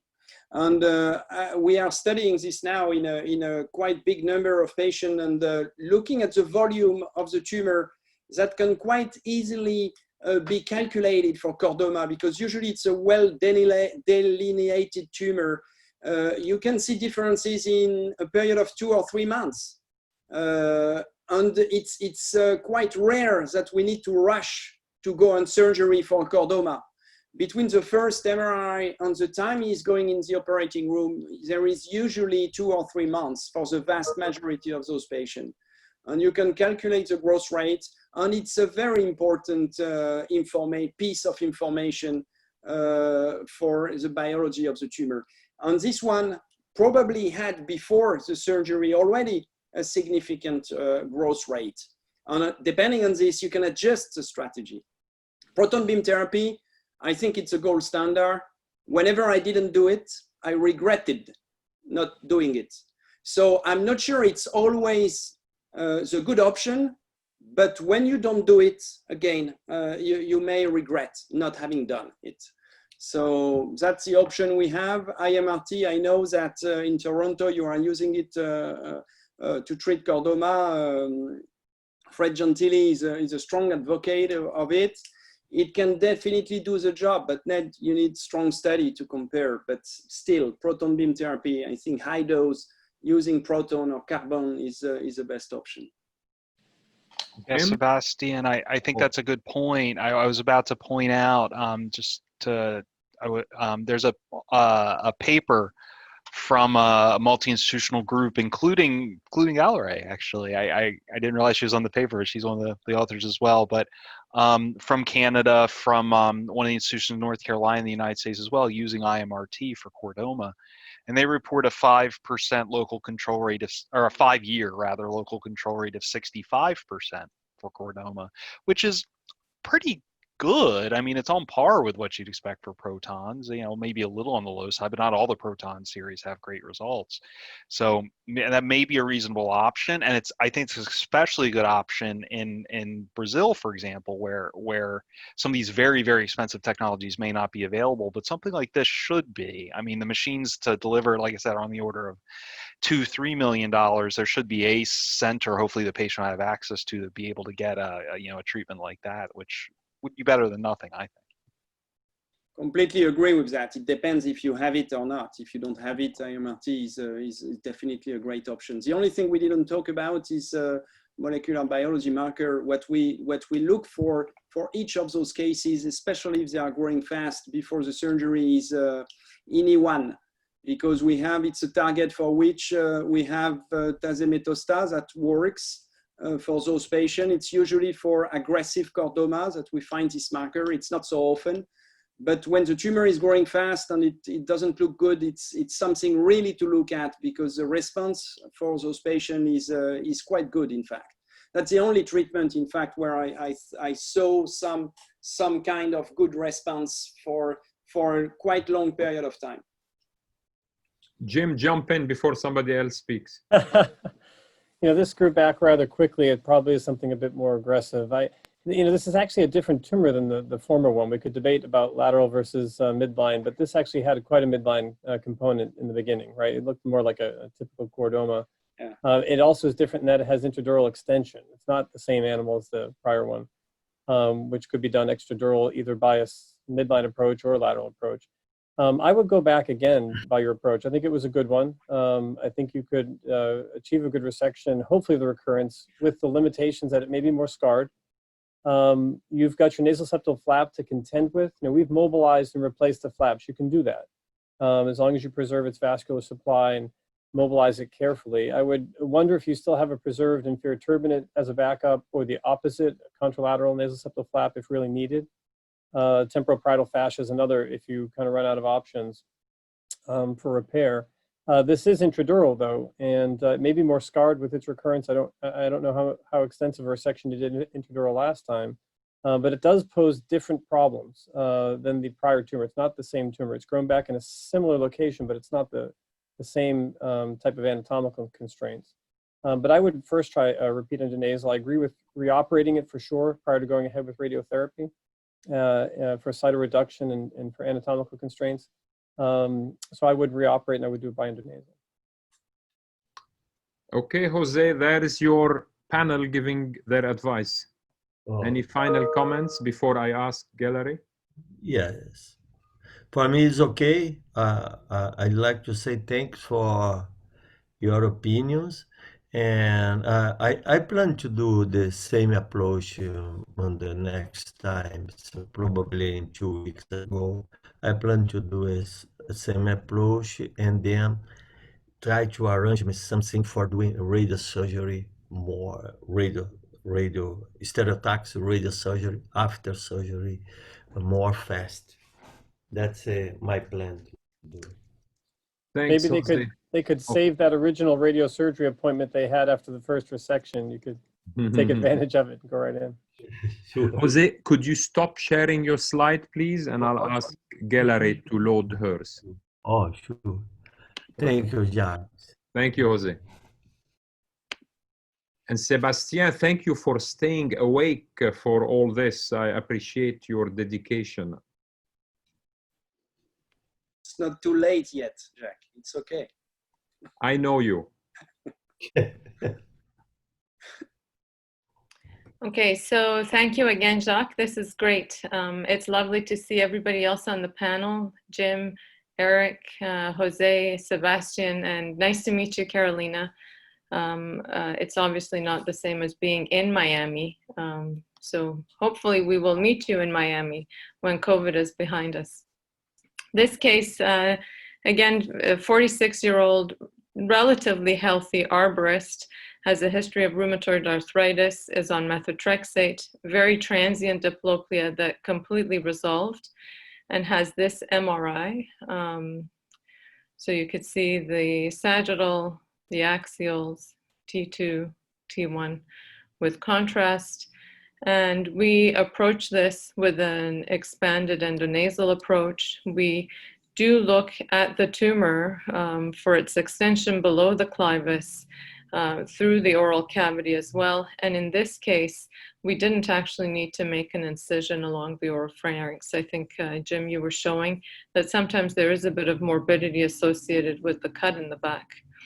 We were able to get a good resection. We had a very low flow CSF leak, and we do a multi-layer closure. We never use a lumbar drain actually as our practice before surgery, whether it's for this type of case or cellar lesions, etc. We only really use a lumbar drain in the case we do get a leak post-operatively. And we always use septal flaps, and bilateral nasal septal flaps were used. And sometimes if the chordoma goes lower on the clivus than what I showed you, an inferior turbinate flap is actually very nice. That you can extend it down a little bit more to cover with your middle, with your septal flap. The quick section intraoperatively, they said chondroid and weren't committed to whether it's chordoma or chondrosarcoma. The only reason I bring this up here is the points that I made earlier. I do think if before surgery we know the subtype of the tumor we're dealing with, the diagnosis, but really the behavior and the biology of the tumor, it will tailor our treatment. And I think Jose's case, if I'm not mistaken, was a 74-year-old versus my case, which is a 41-year-old. And that factors into how aggressively we would approach the surgical resection. So the pathology came back as a chordoma, a classical subtype, with the Ki67 being 1 to 3%. Now, we don't factor in to our decision-making the Ki67 to any reasonable extent for chordomas, but nevertheless, it is a factor to keep in mind. I want to show here that we right now have the methylation classifier in place for all of our brain tumors. So after the tumor is resected, DNA is extracted, and the amount of DNA needed is very small. It's 5 unstained cuts of a paraffin block. And with that DNA, we use a methylation array from Illumina to then create the IDAT files for the methylation and use the DKFZ, the Heidelberg classifier.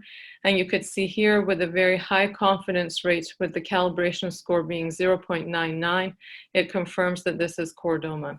And it has a very classical picture of gain and losses of chromosomal aberrations. And so when we think about whether any of these markers can be used where there's loss or gain of chromosome, those can be areas that we can target, once again, preoperatively, to be able to determine what's the nature of this tumor. And we see on a larger cohort of tumors, and I have to really thank Sebastian for sharing the data sets that they have at their institution with us to be able to complete the study, that the methylation divides the outcome of the tumors based on the methylation signature into 2, if not 3 distinct subtypes. And hopefully at a later time, I can show you that results. And so when I say before surgery, you wonder, well, how would it be that we would have this signature? And I can present to you that we would be able to detect this methylation signature in the blood from the circulating tumor DNA that's in the blood. And the PhD student who's a neurosurgery resident in my lab, Jeff Zuccato, and helped put these slides together for me, is actually working on this project. And hopefully we'd be able to show the results of that to you. This is the post-op image. And so we were happy with our resection. We discussed him at the multidisciplinary tumor board. And though in Canada, we typically, for any anterior skull-based tumors, are very conservative with use of radiation, Eric. In this particular case, we actually went ahead with radiation, and it was a fractionated course. Norm LePerrier, who I'm sure you know, is our radiation oncologist for skull-based tumors, and he remained stable. Now, in the most recent scan, however, if you look at the pattern, there is some recurrence bilaterally. And so the question for the panel would be, what would you do at this point? I'm just going to go back a few slides to here. You could see the post-op. And then here, the more recent. And maybe Jacques, I'll turn it to you to see if you want to ask for the panelists' opinion. Yeah, well, I mean, it's going to be a similar discussion on the last case, but Jim, recurrence after radiation 4 years later, what do we do? It seems bilateral cavernous more so on the right side. Yes, yeah, exactly. That's I think the nuances that are different from the case before is the area of recurrence being bilateral, and already he's had the radiation. So that's really the kind of difference with Jose's case. Right, and they're both extremely challenging problems now that it's recurrent and also post-radiation. You know, you're going to have greater risk of potential injury to the carotid artery. Those are areas that are very difficult to resect. I think an access to both of those regions you could attempt by endoscopic endonasal certainly can get exposure of that area. The degree you'll get of resection is going to be dependent again upon the involvement of the carotid artery, the consistency of the tumor. The field's going to be more hostile after having been radiated. you're going to run risk. And you had leak last time around, but not great intradural extension, right, Gallery? Correct. Yeah, the leak was really very low flow. Just like He stretched didn't have dura a or something? post-operative leak. It was an intraoperative leak that didn't mount to anything post-operatively. We didn't need to do anything. I'm not sure if that posterior part toward the right, again, behind the cavernous sinus, looks maybe more intradural. It's a little hard to tell that portion there, yeah. Yeah, you can. But I think your leak rate's going to be greater, of course. I mean, whether it's just a little bit of stretched dura or that sort of thing, that you had that sort of weeping low flow leak last time around, you may have a greater, certainly a greater risk of that this time around. And how's this function right now as far as the cranial nerves, particularly the right side or of either cavernous side? Intact. He's completely intact, very well, energetic, does his arborist job seasonally. He himself as well. Yeah, and that complicates things too. And he's Right. quite functional, and you'd like to keep him so. You know, the Yeah, and same very premise young. of a, pardon me? Yeah, and very young, sorry. Yeah, right, agreed. Yeah, and you know, the same premise of a, you know, aggressive resection as possible with limiting, you know, potential morbidity.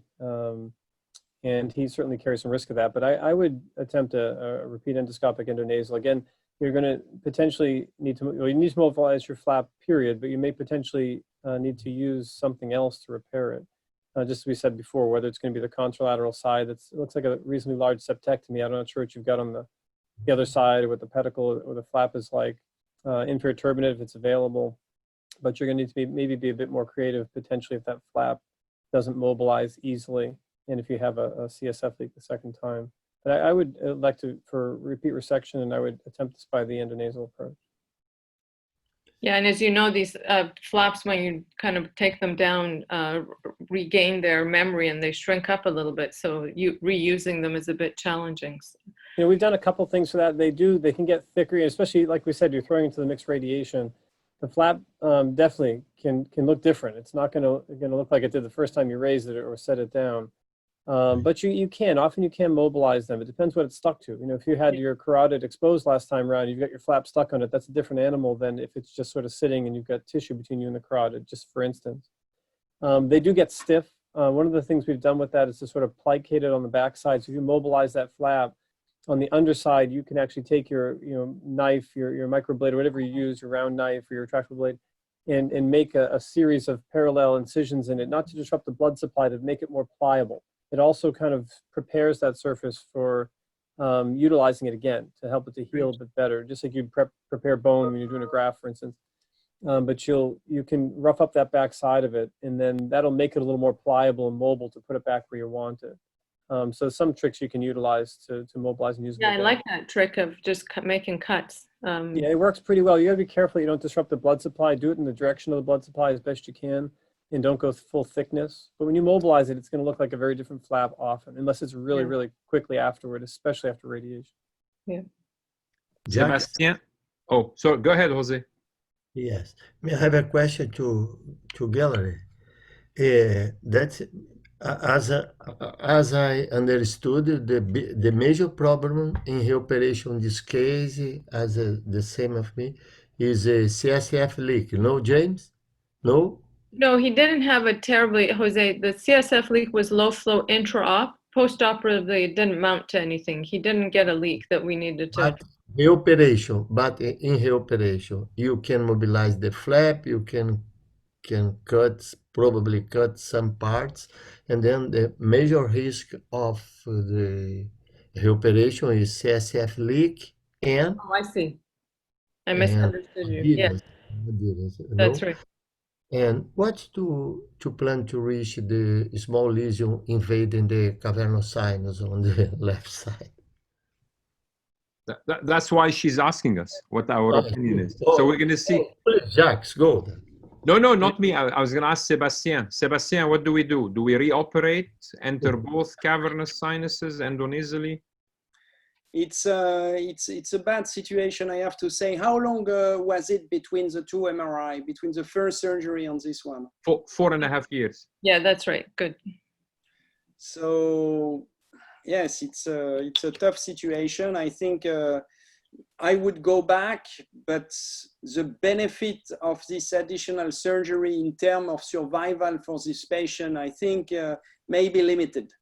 And in my experience, I'm not completely sure that we really bring something to the patient with going back and taking, in fact, a quite small volume of tumor. The risk of having a 6 post-op is significant, especially on the right side. It's a redo. So I think keeping 6 intact will be difficult. If you have a CSF leak, the fact that you had those 2 flaps, I think is a great advantage because you can elevate the flap and reuse it. But the morbidity may be significant if he has a complete 6 on one side, and even more if he has a 6 on both sides. And you will most likely leave tumor behind. What's the next step? That's the main point. The next step is to include this patient in clinical trial to try maybe some chemo like Glivec. I was not very satisfied with Glivec. It doesn't work in my experience. I don't remember of a patient where it worked, but it's a tough situation. No choice than going back, I think, even for the patient. Could I ask a question, Jacques? Is that okay? Yeah, go ahead. Yeah, just to Eric mainly. I'm just curious, Eric, what you think of this. You know, we're, I think, agreeing that that's going to be very limited, potentially limited resection. We can debate the morbidity of a 6-nerve palsy. I think it is a problem. I agree. Of all the cranial neuropathies, that's probably the one we can remedy the best. But nonetheless, disabling for a young, healthy, active guy. But if we achieve a resection of that tumor, and I agree, Sebastian, we're going to get some portion of that out. We've got to be very cautious around the carotid artery, et cetera. And you've got now basically some cytoreduction, but a very similar volume. Do you feel there's a great benefit to that versus going ahead with whatever the next treatment might be if you're going to offer additional radiation? Yeah, great question. It really comes down. So we're assuming a subtotal resection either way. Obviously, it's this question of whether you get 20%, 50%, what the percentage is. Well, and maybe not changing the volume, right? I mean, probably resecting the portion that's kind of what's going to be in the center of your field versus making that volume lesser, smaller, or getting it further from the brainstem, say. That's the key, yeah. So getting it away from critical structures, right? And so the ability to get radiation in safely is directly correlated to how much distance we have from the tumor to the organs at risk. Here, it looks like, it's a little unclear to me, but basically looks like it's touching brainstem, or it's darn close, which makes it hard. I mean, and the problem with radiation is if you just skimp on that posterior aspect touching the brainstem, it'll just fail there on you. So if you can get some distance between the brainstem and I don't know how far superiorly we're going, but thinking about optic structure superiorly, if we can get at least 3 millimeters even, that's enough for us to be able to give a meaningful dose versus not. My thought with that is that in this area, that might be the newer part that grew. I haven't memorized the film naturally, Guilleray, but that might be a newer part that grew. Certainly the cavernous sinus may be limited, but you don't know the consistency per se, and that may actually have some arachnoid plane or something to it. So you may make some benefit, and that's what I was kind of looking at as well, recommending repeat operation. The cavernous sinus, I don't think you're going to get a grand slam, but you may be able to treat that, Eric.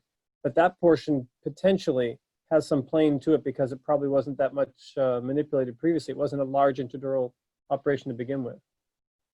So, this is where I rely on neurosurgical expertise to tell me what I'm looking at, right? You guys have been in there, you know what you're looking at better than I do.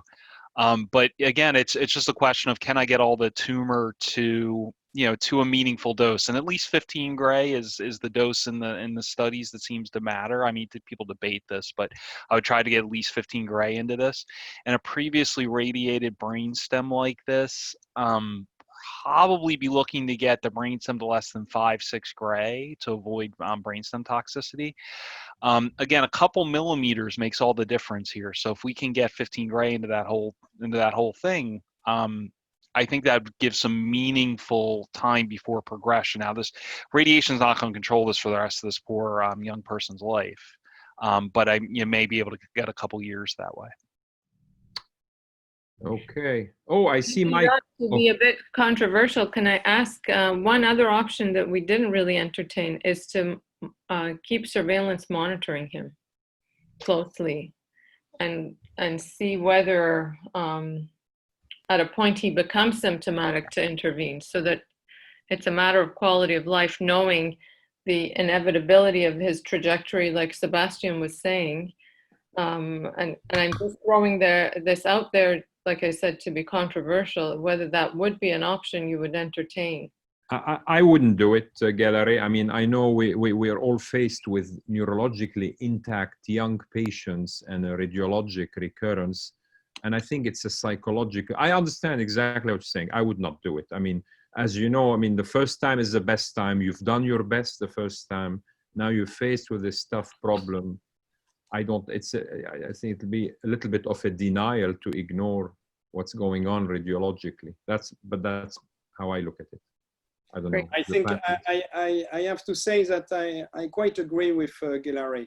I think for this specific patient, I will not definitely rush on surgery. If he's asymptomatic, if he gains 6 months, 1 year before having symptoms, which will most likely be a diplopia, and if you monitor this patient carefully, I don't know exactly what the growth rate between the first MRI. Is it a very progressive growth, or was it free of anything for a long time and then it's growing for the next 6 months? It depends on this. But if it's a slow recurrence for 4 years, I think you can still wait a little bit before going to the surgery. The big difference will be when it will cross the dura. So this, I think we should not wait for the tumor to cross the dura, but the growth extradurally, it's not going to make a big difference for the next step, which is surgery. Mm-hmm. So waiting a little bit more, it's a good quality of life for 6 months, for 1 year. You never know for this patient. Whatever we don't have much to offer. So mm-hmm. Life will change after the second surgery. So everything I can gain for those patients without any treatment and the morbidities that goes with it, I take advantage of it, especially if I don't have much to offer. But Sebastian, this is the case here. It's definitely the case. But yes, you're basing it on the assumption that the redo surgery will be very difficult and quite morbid. I mean, is that fair? Is this why you're giving this advice? No, morbid. I think the risk of 6 is very significant on the right side. It's a recurrent tumor. You've gone already once, keeping 6 intact and sucking these tumors that is on the other side of 6, with 6 crossing probably in the middle. The risk of having a 6 post-op is definitely significant. He can recover after a few months, but the question is, what does it give to the patient to do the surgery now or to do it in 6 months or 1 year? And this is a question of Galari. Is it going to make a significant difference for this patient? Are we going to miss the point where we can cure the patient? No. This patient will not be cured, unfortunately. He has a chordoma that came back after a clean MRI 4 years and a half after. It's not a good sign. And he had full dose of radiation. So he cannot have much. In our institution, the radiation oncologist, I think, would say we cannot do much in terms of radiation. So the good question is, for the radiation oncologist, I think, is when do you consider that radiation is possible again?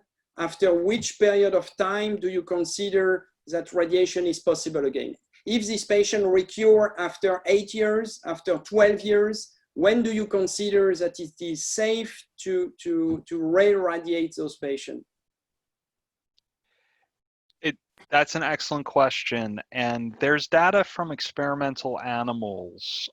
We have probably the best data from spinal cord. Spinal cord is a little more sensitive than brainstem, we think, but that's kind of where the best data is. And so we have experimental animals that have been done in primates, pigs, and then also actual patient data as well. And different people conceptualize somewhat differently as to the rate of repair, how much repair there is per year, or just assuming that after a certain period of time that there's a certain percentage repaired over some number of years based on one study or another study. So I'm waffling here a little bit to say there's no right answer. I think after 4 or 5 years. A aggressive assumption would be that you have about 50% repair of the radiation from before. So if you're thinking fractionated radiation therapy and you think the surface of the brainstem could have gotten 60 the first time, now you're thinking you could maybe get 30 a second time. I think that's sort of a reasonable number. With stereotactic radiosurgery, you're usually thinking that the surface of the brainstem might get 12.5 gray from the acoustic neuroma literature. So if you're thinking 12.5 gray, maybe if you're 4 or 5 years out, I think about a 50% forgiveness. So I think about maybe 6 gray to the surface of the brainstem. And then, so then the question is, can you get that dose in? And again, it's a question of geometry, of space. You know, if you have a couple millimeters there, you can probably get that dose in. If you don't, then you can't. The question in the rear radiation setting that becomes challenging is at some point you start to get like radiation toxicities we don't even think of because we're going to such, you know, sort of massive doses. I mean, we have to start worrying about vascular injuries and wound breakdowns if you do a second surgery that might be even more prevalent. The normal temporal lobe that's there. So we do have to think about those things. Different radiation oncologists have different levels of aggressiveness. Certainly, many people in the United States also would say, I wouldn't touch this. The younger generation of radiation, I would say, though that's not all, you know, it's not all, that's not too general. Like there's some older guys that are more aggressive and some younger guys are less aggressive, but there are many of us, I think, in my generation who would potentially come back and radiate this, but certainly there are many out there that I think would not. And so it's a bit of a judgment call. Ladies and gentlemen, it's 7:30. We probably should cut it here just to answer a couple of the questions from the audience. We've answered most already. One question to you, Sebastian. When do you use, one of the audience question, enterolateral Bernard-Georges approach versus the posterolateral approach to a craniovertebral chordoma? How do you select between the two? It's a good question. With the, I have, it's not an easy question to answer, but it's tough to go low with the posterolateral approach. So if it's a C2 lesion, definitely the anterolateral approach is better. For the posterolateral, far lateral, it's really when it's the condyle, but not going too low, below the condyle. If it's infiltrating a little bit of the lateral mass of C1, you can go, but it's not an approach to go in C2, C3, C4. So for this type of lesion, definitely anterolateral is better. When the vertebral artery is completely encased, anterolateral is better also. And with the anterolateral approach, it's not very easy to go up into the clivus. This may be easier with the posterolateral approach, so it depends. But with using the endoscope, I have to say that I have been able to go in the lower clivus, mid-clivus with the anterolateral approach. When it's going on the contralateral side, if it's going behind the vertebral artery, behind the lamina, definitely posterolateral is better because you can have a bilateral access. When it's not, and it's not surrounding the vertebral artery on the opposite side, then anterolateral is fine. So the danger with anterolateral is to have an issue with the contralateral vertebral artery. Yeah. I don't know if it's completely clear, but... No, it was. Yeah, makes perfect sense. Oh, I see Mike Ivan. Mike, welcome. You had surgery. I don't know if you want to, I don't know at what point you came in, if you want to chime in on anything. No, I think everything that I've heard has been spot on, and given the time, I'll forego it tonight. Thank you so much. And I lost my Q&A because I lost connection. Carolina, I don't know if you kept track of any other questions we have not answered.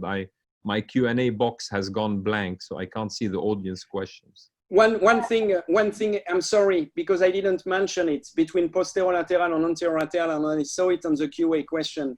Posterolateral you can fix at the same stage. That's right. Which you cannot do with anterolateral. So, so that's a main, that's an important point in deciding about the approach. One thing, Dr. Frolic, one of the audience members wanted to know, is there not a risk of fat migration especially with the upright position. What are your thoughts on that?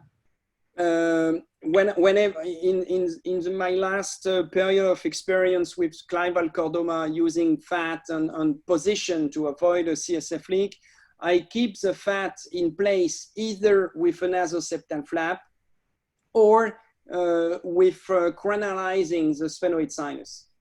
So when I cranialize the sphenoid sinus, I do this incision on the mucosa of the rostrum. Then you take all the mucosa out of the sphenoid sinus. And you have to be careful whenever you do a posterior ethmoidectomy not to get into the sphenoid sinus from a lateral route, because if you do that, then you cannot cranialize anymore. And then I put fat in all this cavity, tumor plus sphenoid sinus, and then I suture the skin, the mucosal incision. I had one case where the fat disappeared. It was kind of fast reabsorption or maybe an infection. Nothing happened for the patient, but my cavity became an empty cavity. Nothing bad happened, but it happens only once. I think it's maybe because I didn't, you need to drill a little bit of the bone of the sphenoid sinus for the fat to be integrated. But this is just a thought, and I have no proof of that. It's just a Sebastian, feeling. I'm just curious of one thing. You started using fat more so mainly for the CSF leak repair, it sounds, to prevent leak, right? Not only. Sometimes when you have both carotid artery exposed, you know, put piece of fat and. No, completely agree. To cover for repair. But what I was going to ask you was this concept of the pons migrating ventrally. Have you seen that problem with clival chordoma? Not of what I remember. Not being an issue for the patient. Yeah, because I haven't either. You know, our colleagues being an issue for the radiation oncologist, but for no, what I mean is our colleagues from Pittsburgh have reported that they started using a lot of fat to prevent the pons from migrating forward into the defect, and they had problems with that. I've just not seen it. You know, we don't use fat. Me neither. Almost invariably, we don't use fat, especially when we have a good nasal septal flap and a button graft and the rest. But I'll use fat for volume loss, as I said, down low, below the soft palate, all the reasons we discussed when I presented. But up intradurally, we never put fat, whether it's a meningioma, chordoma, whatever. No, and one of their problems that they described was the pons, you know, shifting ventrally. I just haven't seen that in all the years of doing this. Me, when I put fat intradurally to close a hole, I do a kind of snowman, you know, I put a piece of fat inside, and what I am thinking of for fat is to use it, and this is something to discuss with radiation oncologists, to use it to elevate some structures away from the field, radiosurgery, radiation field. And this is something I was always tempted to do. Not only for endoscopic, sometimes for transcranial, when you want to put a piece of fat between the chiasma for the chiasma, not to fall and then to be an issue for radiation. This is something I think we should explore as a potential technique to make radiation easier. I like that idea. We use it in other body sites. So they're using spacers between the rectum and the prostate to separate those two. They're investigating they actually used to use Duraseal gel for that, and now there's a new product. Gosh, I'm blanking on the name, but that's basically the same thing. And they're looking at using the same thing to separate the duodenum from the pancreas for sort of the same reason. And yeah, if that could be used in the brain to separate chiasm from suprasellar issues, for example, or chordomas, clival tumors from the brainstem, that's actually a really good idea. Yeah, I think to be used judiciously, you know, to put it along the chiasm, even by open approaches, it's not, you know, clearly for CSF leak, but to create that barrier, but judiciously so we don't cause compression, you know, on the optic chiasm as well. And there's been some report of keeping the chiasm from herniating downward. That's sort of been reported in some literature. Again, we haven't seen that problem. I've seen one convincing case of chiasmal herniation that I elevated and the vision got better. One in years and years. That's it, just one case. Jacques, did it actually fall or was it scarred and have traction? Like a hammock. Oh yeah, so it wasn't scarred to something. Complete hammock. Just lifted it. Very well documented case. The Bascom Palmer Eye Institute here, our eye hospital. Very well documented case. Following pituitary. Following pituitary surgery, ladies and gentlemen, it's 7:40 p.m. This is the record. We've never been gone so long because of the intelligence and the excitement of the panel that we have here. But we've got to end it here, so we don't keep our audience hanging. This was terrific. I thank you all for everything you've contributed. Again, Gelare, many congratulations. Congratulations, Gelare. I didn't have the opportunity. Congratulations, Gelare. Well deserved. Hopefully we'll have all of you in Toronto once COVID is It's a done. fantastic position. Congratulations. Okay. Thank you. Goodbye to all the audience and everybody. Doc, thank you. Bye-bye. Thank you so much. Thank you, Jacques. Bye-bye. Thank you, everyone. Bye-bye, Carolina. Bye-bye. Bye-bye. Bye, Carol.